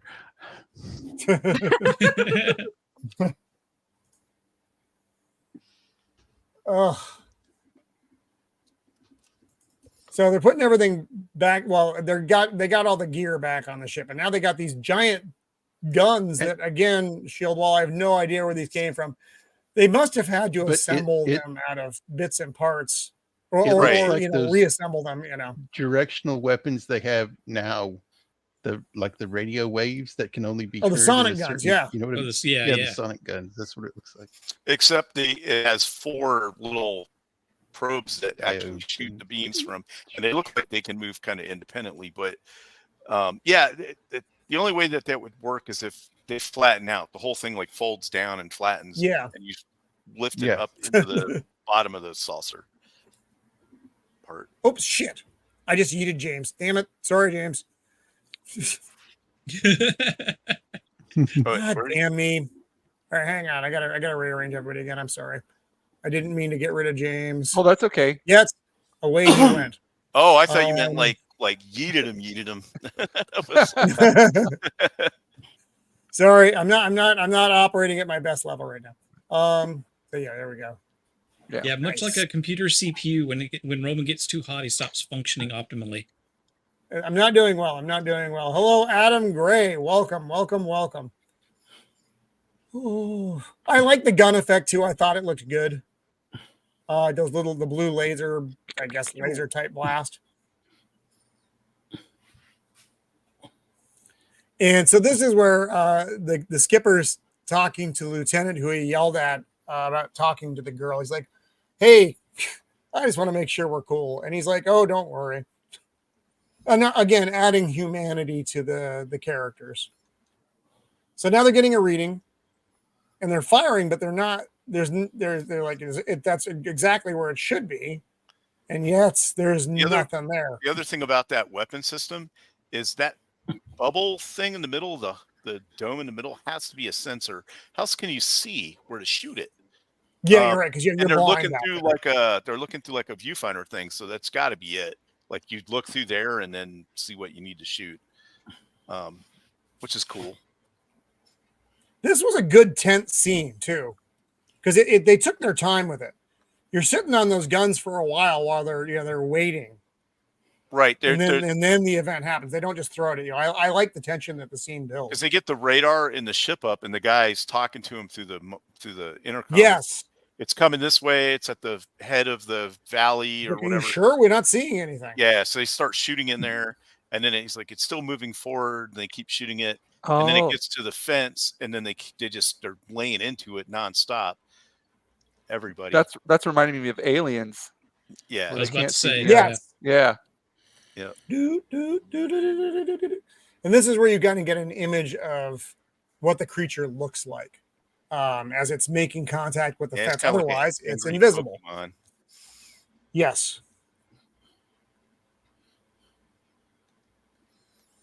You know, it's not a terrible effect. It is. I mean, it's one of the few things. And again, I know that the movie's made in 1956, so you're for the time period, it was fantastic. Oh, It's just yeah. one of the few things that stands out. In 56, you'd have been like, oh man, it was so I mean, awesome. I would It still kind of- pose that it kind of holds looks up like a relatively Rancor. well. I like It it. does. I'll be honest, I like it. What did I get yeeted? And the doc runs up there to try to step in. Oh, get and closer. he I gets- got him. Oh, actually, Yeah. no, a different guy got killed, and then the doc runs in to try to rescue the other guy. And he gets picked up and tossed like a rag doll as well. The Virginian got killed there too. Oh, was that James Dury? Yeah. Crewman strong. So now we see the doc. Morbius is Not in the so lab strong. and he's asleep, and all these dials are lighting up while he's sleeping because the machine is creating the image for him. And one thing to point out is when he was talking about the lighting up, the very first one he said, when I used some of the machines and stuff to like make Robbie, the one on the lower. Oh, I'm sorry. There, that wasn't only lit up a little bit, and then when you guys entered the orbit, it almost lit up the full panel, and that was it. But only the one. He's never seen more power get used than just that one indicator. And now, it's like lighting up all over the place. So I'm sorry, I said the doc. It was not the doc. It was the lieutenant who was lieutenant, kissing the yeah. girl. I apologize. Right. Yeah. Different guy. Very important because the doc is instrumental here later on. So Well, lighten at up least he like a got to kiss Christmas a tree. girl for one last At time. least he got to kiss a girl. So he wakes up and all the lights go out. And the daughter also had a nightmare that something was attacking the ship.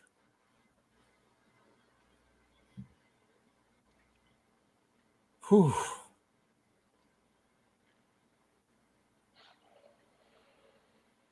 So now they take off back to the site. They leave crewman whatever in charge. He's the bosun's mate or something. They Oh, put it's the him in bosun. charge. Yeah. Yeah, they put him so in charge. Bosun has a lot of GP duties. It's not unlike a regular ship. Bosun has a lot of GP duties. That's your actual boat guy. He knows all about the ship. And the robot said he's not allowed to let them enter. So they're getting ready to blast him, and he disables their weapons, which I thought was pretty cool.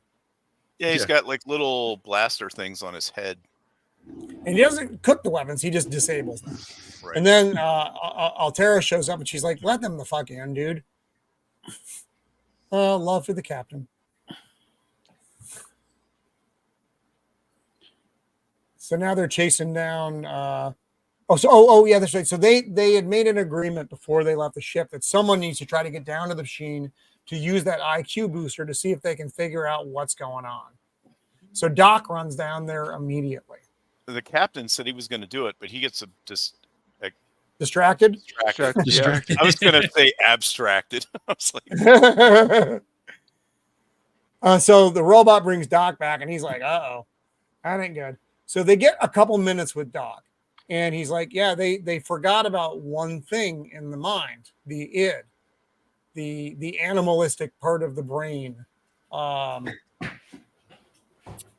which is it's a bit your subconscious, which is going to do what it's going to do. Yeah, You can't control it. You're not actively making it do anything. It's just going to be, and that's what's creating these monsters, are monsters from the mind.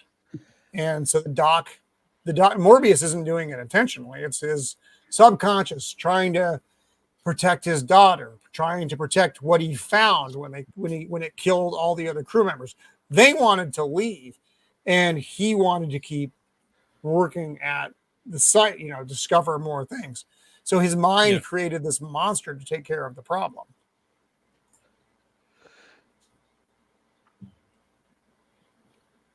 And he has a hard time accepting this. I mean, like, wouldn't anybody though? It's like, yeah, I have because he's I murdered everybody well, in my sleep. Yeah. No, Mando, we worry about that in the real world. So you asked for it. I got it for you. A Naruto tie-in, which I think might have been inspired by this movie. No one asked for this. So in the anime, there's something called the Kurama clan, who have what's called a psychic ability. We'll keep it simple, right? And as the ability gets more and more powerful, in their head, a powerful monster manifests and emerges and can kill them and destroy everything around them. And there's the tie-in. Yep. Preach, Nicely done, and very succeint. So now the Doctor's coming to terms with this. The way of the narrative. Not have forgotten about the id. Yes, it identifies as a mind monster. It's true. He's like, how did my ego and super ego miss this? No psychology. Okay, good. All right, cool. All right, we're all. No, it's I'm so tired.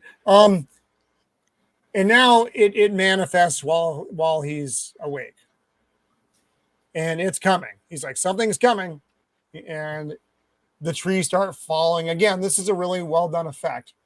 They drop down those shutters that they had made for protection that they thought they would never have to use, and then the thing is trying to get in. The thing. And again, the effect comes off well. I like the this. You get a lot of other motion pictures from this. They're trapped in this very confined space, and they're being attacked. And there's only a couple of them, and you can look back on a lot of different movies from that. Mm-hmm. Oh, so this is interesting, and this is where the Doctor fucks up. He tells the robot to eliminate the cause of the monster, but to do so, the robot would have to kill the Doctor, and this is where he shorts out. And that's why he shorts out. He can't kill the Doctor. Mm-hmm.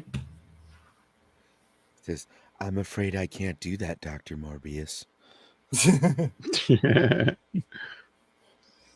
So now they're all rushing into the lab.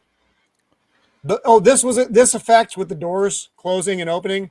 This is the blast doors from Star Wars. It's almost an identical design, except they use a rectangle instead of a triangle. Yeah.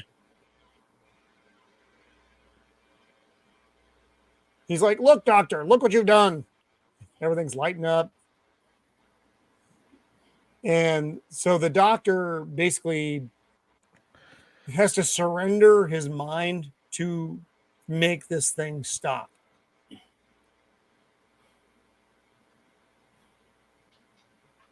It's coming through. It's melting the doors.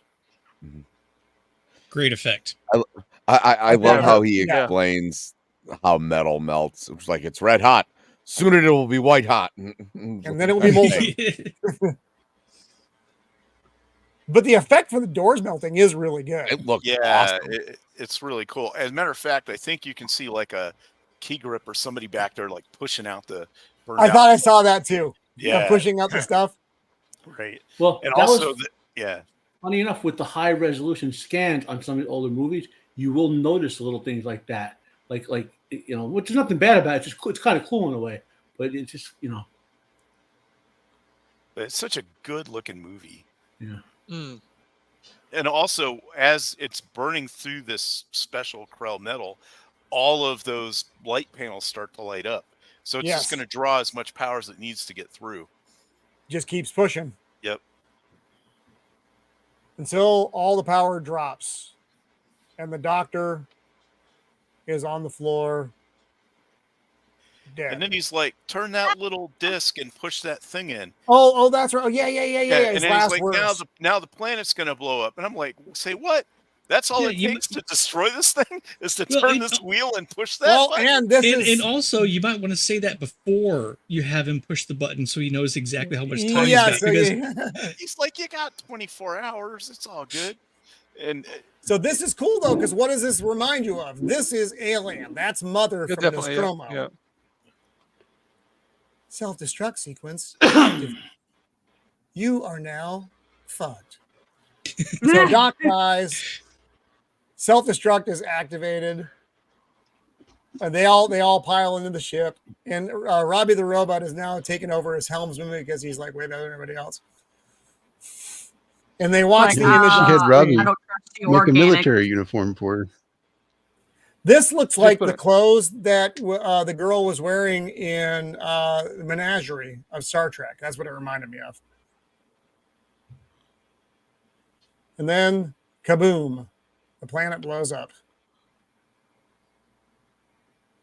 Oh, we're going to be just fine. All 24 of us. Actually, there's less than 24 now because some members are Yeah, dead. for a Yeah. whole year. yep, a whole year. Yeah, that's all right. She'll be fine. But, 9 man, months what a later. movie. They've got, they've got, Yeah. Oh gosh. yeah, well, It's like don't worry. The crew's got with your name on 60 gallons of alcohol. I'm sure it'll be fine. Yeah, it's a whole fucking 21 drunk man and fest one on the woman. ship. What could go wrong? So, man, I'm moving my my world around over here. Sorry, it's really hot out here. But How hot is it, Roman? it's so hot I could melt a planet. Oh, by the way, if you look Sorry. at my background, this is the Johnny Quest monster, and he even has a visual aesthetic which is similar to look Oh yeah. of the Okay. movie. Mhm. Ah, Oh, dear God. Sorry, I moved slightly and I caused myself an injury. Oh, Lord. Would you burn yourself on the furniture? No, actually, I got a horrible leg cramp. I'm in this little tiny cockpit area when I'm doing He's the show. suffering You have no idea how dehydration, so small all it is. his muscles are going to seize Oh, it up. actually may be Raising. dehydration, Matt. Give this man some electrolytes. I'm sorry. I'm gonna drink like 4 Gatorades. when I They're go. banned in Electrolytes. California. So, fuck. Yeah, Roman, you need that drink from that movie, the Mediocrity. idiocracy. Idiocracy. Yeah. It's got Idiocracy, yeah. electrolytes. It's got electrolytes. Frank, I would argue that Plant's it's great. not. It may be hotter. I don't know. It's 114 where I am filming in this studio right now, not outside, but right here. So I'm shriveling up like a raisin, so to speak. It's not. Oh my God. yeah. You did this whole show. You're like one of those big Swedish guys who like stay in the sauna for like Yeah, so, yeah. competitions. My pores. You could actually fit a golf ball into my pores right now. Anyway, let's not talk about my pores. Let's talk about the movie. So I thought for me, I liked the cook. I thought he was hilarious. He just is. He is the Navy. He is the Navy guy. He's looking for broads and booze. I mean, you have the lieutenant and him. You have the whole package. I love that you see early Star Trek. Well, not even just early Star Trek. Star Trek. The foundational relationships in Star Trek are in this movie, and the effects, the color palette they use, and that electronica. There's like very little about this movie that comes off as from the period it's in. I just think it looks great. I wish they made movies like this now. And they don't. Yeah. Just a great story. And the characters are all, you have relatability with the characters, which is nice. They, you do build, when Doc dies, it's a sad moment when Doc dies. When the lieutenant sacrifices himself trying to save the other crew member. There's just so much here. And again, it's loosely based on the foundations of the Tempest, which you also get. So they had so much good material to work with here. The writers, the screenwriters did a great job of putting that story into a sci-fi environment. I was blown away. So, forgive me. James, we didn't give you time to finish this week. And I'm sorry. I took on a very big project here, but I'm happy with how. But I love Have your robots draw from all those James. booze bottles, Yeah, and it's I'll get great. through it. Dude, it looks awesome so far. As always, man, it looks great. So I'm So, just working yeah, in a very, very limited palette here, just using 4 colors and trying to Ooh, get that nice. old feeling to it. You know what I mean? Mhm. That's So awesome. your work is always fantastic, and as always, James, these are for sale. Or this piece will be for sale after the show, right? If people want to contact you. Yeah. I'm gonna finish this one up, and yeah, if you're interested, Yes. always feel free to So contact. we'll get to see the finished Okay. product here in a little bit, because unfortunately, I don't want you to die. I may find die. something that I apologize to the both our audience and to our team tonight. Oh my god, my chair is melting.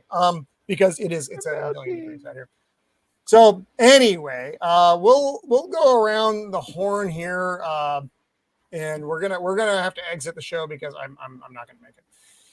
Oh, Sammy, we'll say goodbye to you first because as always you're gonna go do the gooch. There had to be a better way to say that. It's Oh, true. oh my! I can Clip smell it from here. Somebody clip it. Yeah. No, I love this movie. I bought this movie and I bought the poster after I got done watching it. So this is definitely one I was happy to see. It was always one on my list. Like I was always aware of it, but I'm glad I finally sat down and watched it. And I mean, yeah, I mean it's definitely a trendsetter, and it's where Robbie the Robot originated from, and Robbie the Robot is dope. So Yeah. I mean, he's just so cool. Yeah. But yeah, thanks for picking this one.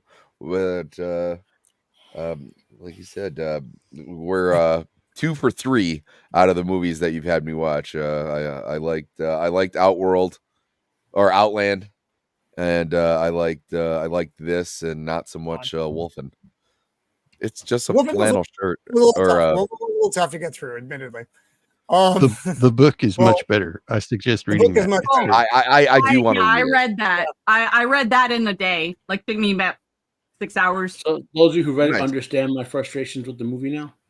Well, actually, I even agree, without yeah. reading the book, the movie has its own frustrations. But thank God we're past that now. So, Sammy, tell the gooch hi for us, and we'll see will. you next week, sir. Be Absolutely. Oh, I'm prepared. Later, And Sam. then counting Say down the now- days All right, my until the brother. 5th element. Oh Fuck yeah. my life. Yeah. Bye, guys. Bye, Take it easy. Sammy. Yes, Annie. So, Shieldwall, final thoughts, and what do you got going on, buddy? Great movie. Yeah, like we said before, this is like the genesis of so many other movies, TV shows, and whatever. And this is built upon older stuff that had come before. But great movie, great everything. So thanks for having me on. Next Tuesday, I'll be on Jacob Ironside show, and we'll be doing The Curse of the Black Pearl, the 2003 movie. And yep, that'll be it. So thanks for having me on, and it was great seeing everybody here. All right, on. Thank you, Shieldwall, as always. Jacob Ironside, the meme master of the interweb. What do you have coming up? What were your final thoughts on the film, my friend? Great movie. Inspired so much that we've seen lately, and really cool to see these old movies that inspired this newer stuff. But yep, like Walt said, we'll be going over the Curse of the Black Pearl. Nice. And there will be people with beards, and Beard will dress up like a pirate. I thought Beard always dressed as a pirate. And yeah, I will also be on Matt's show tomorrow night, and my game stream is looking a little iffy. May have to reschedule, but I will let everybody know on that. And that's all I got. That reminds me, I'm supposed to have a band practice tomorrow at 5:00. At 5:00 today, it was 114 degrees where we'll be practicing tomorrow. I probably should let the guys know and make them let them make an informed decision. Because we're not just sitting in chairs when we're doing that. So that could actually be a 3 men die in garage in Southern California and blah, blah, blah. But they went fucking out like retarded. real rockers. They went out like rock stars. Matt, my good friend, what do you have coming up, brother? What are your final thoughts on the movie? This is like a 9.8 out of 10. And a little spoiler for my show tomorrow with Jacob. I will briefly explain what this means. I think this is the only movie, or one of the few movies, that exposes the layperson to a mathematical operation called tetration. It's addition, then multiplication, and explanation, then tetration. The power scale uses tetration. I'll explain what that means tomorrow because we'll be on that. But it's interesting. But it's a way scientists can make even bigger and bigger numbers when they get absurdly large, you know. And so that's Friday Fandemonium tomorrow. And since Jacob and I will find some filmography to go over too. What else? Posted videos for 2 little golden books that Jacob and I have read. The Nightmare Before Christmas and Stranger Things. Warning, 15-page little golden book of Stranger Things spoils all 4 seasons. It's 4 seasons of Stranger Things. That's amazing. Like what, the second page in, Jacob? You know, Yeah, I even put a spoiler warning on the video wow. using my primitive video editing skills. I have reviews of AEW's All In pay-per-view up this London, and WWE's Bash in Berlin up. I'll be doing a preview for AEW's All Out pay-per-view, which is this weekend. When Joker Voice is normally here with us, we do every Wednesday night a Wednesday Night Overbook, which is a wrestling show over on Legion Talk. Next week we'll be covering some general stuff, but then booking the Women's Royal Rumble. We just did the Men's Royal Rumble this week. What else we got coming up? You'll see it posted this weekend on The Questioners, which is the offshoot from Red Cloaks that I'm in, where we just live watch Rings of Prime season episode 4. I feel the darkness falling across me already just thinking about it. And so you can see our horror reactions to the second worst of the 4 episodes, but thank God 4 of them are done, you know. And I will be posting my reviews and whatnot of it. I haven't been able to rewatch the first episode in more than 3 to 4 minute chunks. I get so upset I have to stop and like watch something violent or whatever to distract myself. Like I usually I can force myself to do something I have to rip apart, but this is so offensive, like in any way that matters. Anyway, I will get those videos out there because I think they need to be gotten out there. But anyway, so that's kind of what I got going on. Yeah, just kind of it. All right, right on, Matt. And next week we're here. And next week we're here. Well, I will give you a proper exit on what we have going on next week. I recommend next week you get some sort of temporary air conditioning out there so you are properly prepped, because the physical plus mental negative stimulation. It is going to be stressful. It is going to be stressful. I need to have a bottle of whiskey next to me through the show next week. You'll need 40 bottles of bourbon. Beard. What in the name of Satan's ghost is going on there? You've got a beard. Don't worry about it. Eventually, it gets to a point where you have to start doing stuff like this occasionally. So I'm looking into styling it. I don't have hair to style, so I'm going to start styling the beard. This is beard. His Asian cousin beard. I can't even object to it. True. What do you have going on this week, my friend? All right. Hunting your neighbors, allegedly. Don't think it's going to be anything outside of the ordinary. So it's going to be, people can find me just in general, Sunday afternoons on Stark of Iron's channel, Monday evenings after the weekend, Tuesday evenings, Jake of Ironside, Thursday evenings here, as long as there's a free seat. I will pop up occasionally here and there. So people can follow me on X if they want to just find out where else I'm going to be, because I very rarely know very far ahead of time. But other than that, I've been doing some video game streaming on my channel at Beard of Liberty. And if that's all too much to keep track of, Linktree/Beard of Liberty, it's all right there. Right on. Always good to have you here, my friend. And nope, Breathe, it's gone. Roman. Whatever the thought was has left my head. Mando, when you're not setting people on fire or going to jail, what do you have going on this week, miss?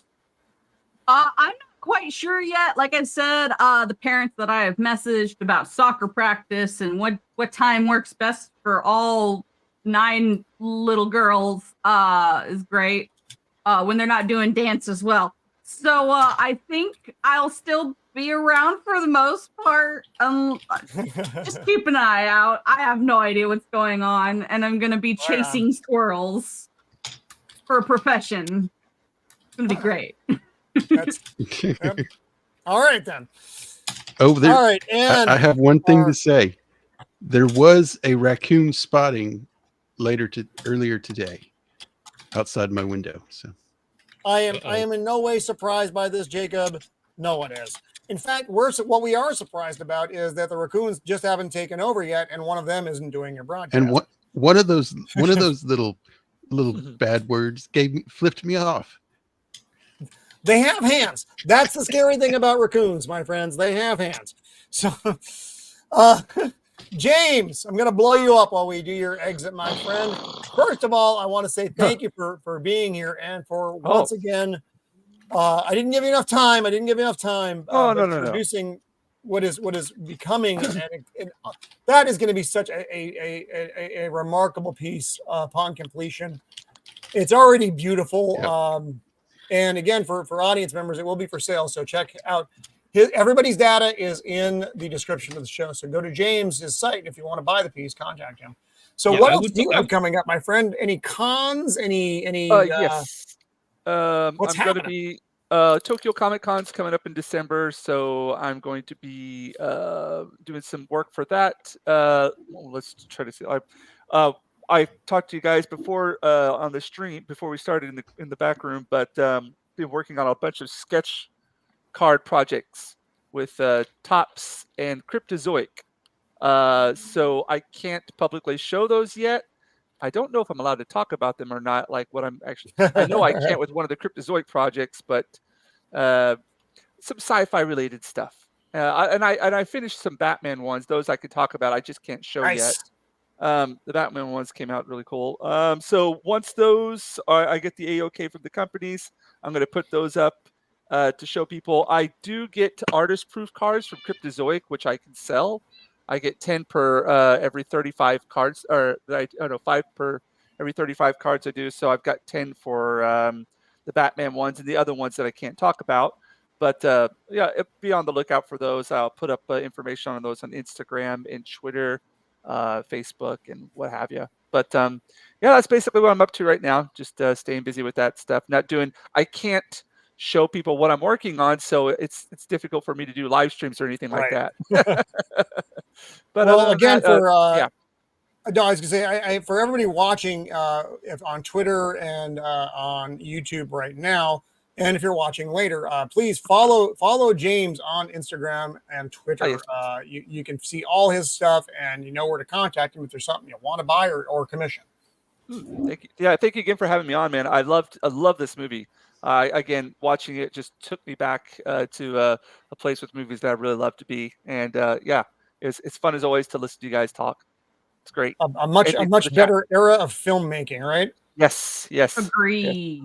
Yes, totally. So much better, and all without language or nudity or anything salacious. It was just, except for ankles. Except for ankles. That's what I was saying. But so I want to thank this panel and for hanging out with and putting up with me this week, because I'm not at my best. And again, for James producing always this fantastic art.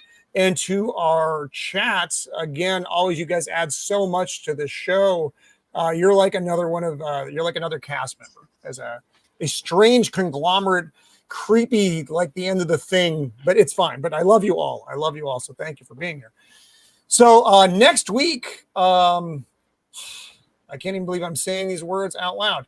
Next week, Thursday at 5 Pacific Standard, we are doing, as a thank you to our panel and to our the subs on the channel for getting us over the 500 hump, The Fifth Element. We have finally reached this nexus moments of the Empire channel. I may or may not cosplay something for that stream. God damn it, Beard. Yes. I myself will not be cosplaying. I hate this film so much. In every way you can hate a film, I hate The Fifth Element. By the way, wow, Roman identifies as a meat popsicle. Just saying. Yes. I not right now. And so he's that's going to be a special show. Oh, James, I wanted to say, if you want to hop on, we are doing we're going to have special guests on next week. And I know we're in a bit of a time difference, but if you want to hop on, you're certainly welcome to do so. You can hit me up after the show. So we have a couple other guests lined up to throw into the mix of the Fifth Element. So that is going to be a big special show next week. Jacob, fucking, you're fired. It's bound. I'll be back. To I'll be rehired next week, folks. Well, obviously, goes without saying. So we're gonna have a good time with the show next week. We're gonna have some guests. They're gonna make fun of me, and we are going to talk about everything about the Fifth Element, which I still need to do my screenshots for, and that is going to be a bit. Just use that picture right there. That's all you need. That pretty much sums it up, folks. So if you're watching on Twitter, by the way, if you wouldn't mind, I feel like I'm giving you homework. Can you hop over onto YouTube, give us a like and a follow if you haven't for the show, because that does help us grow as a channel. So that's it for this week. Please join us next week. I don't actually have anything for after the Fifth Element because I don't know if I'm going to survive that show. So we'll see what happens after next week. And again, thank you all for being here. I love this movie so much. Despite my hatred of the movie, I am looking forward to next week. I think it's going to be a blast. So thank you all for showing up this week. Please like and subscribe to the channel. And until next time, be kind. Bye.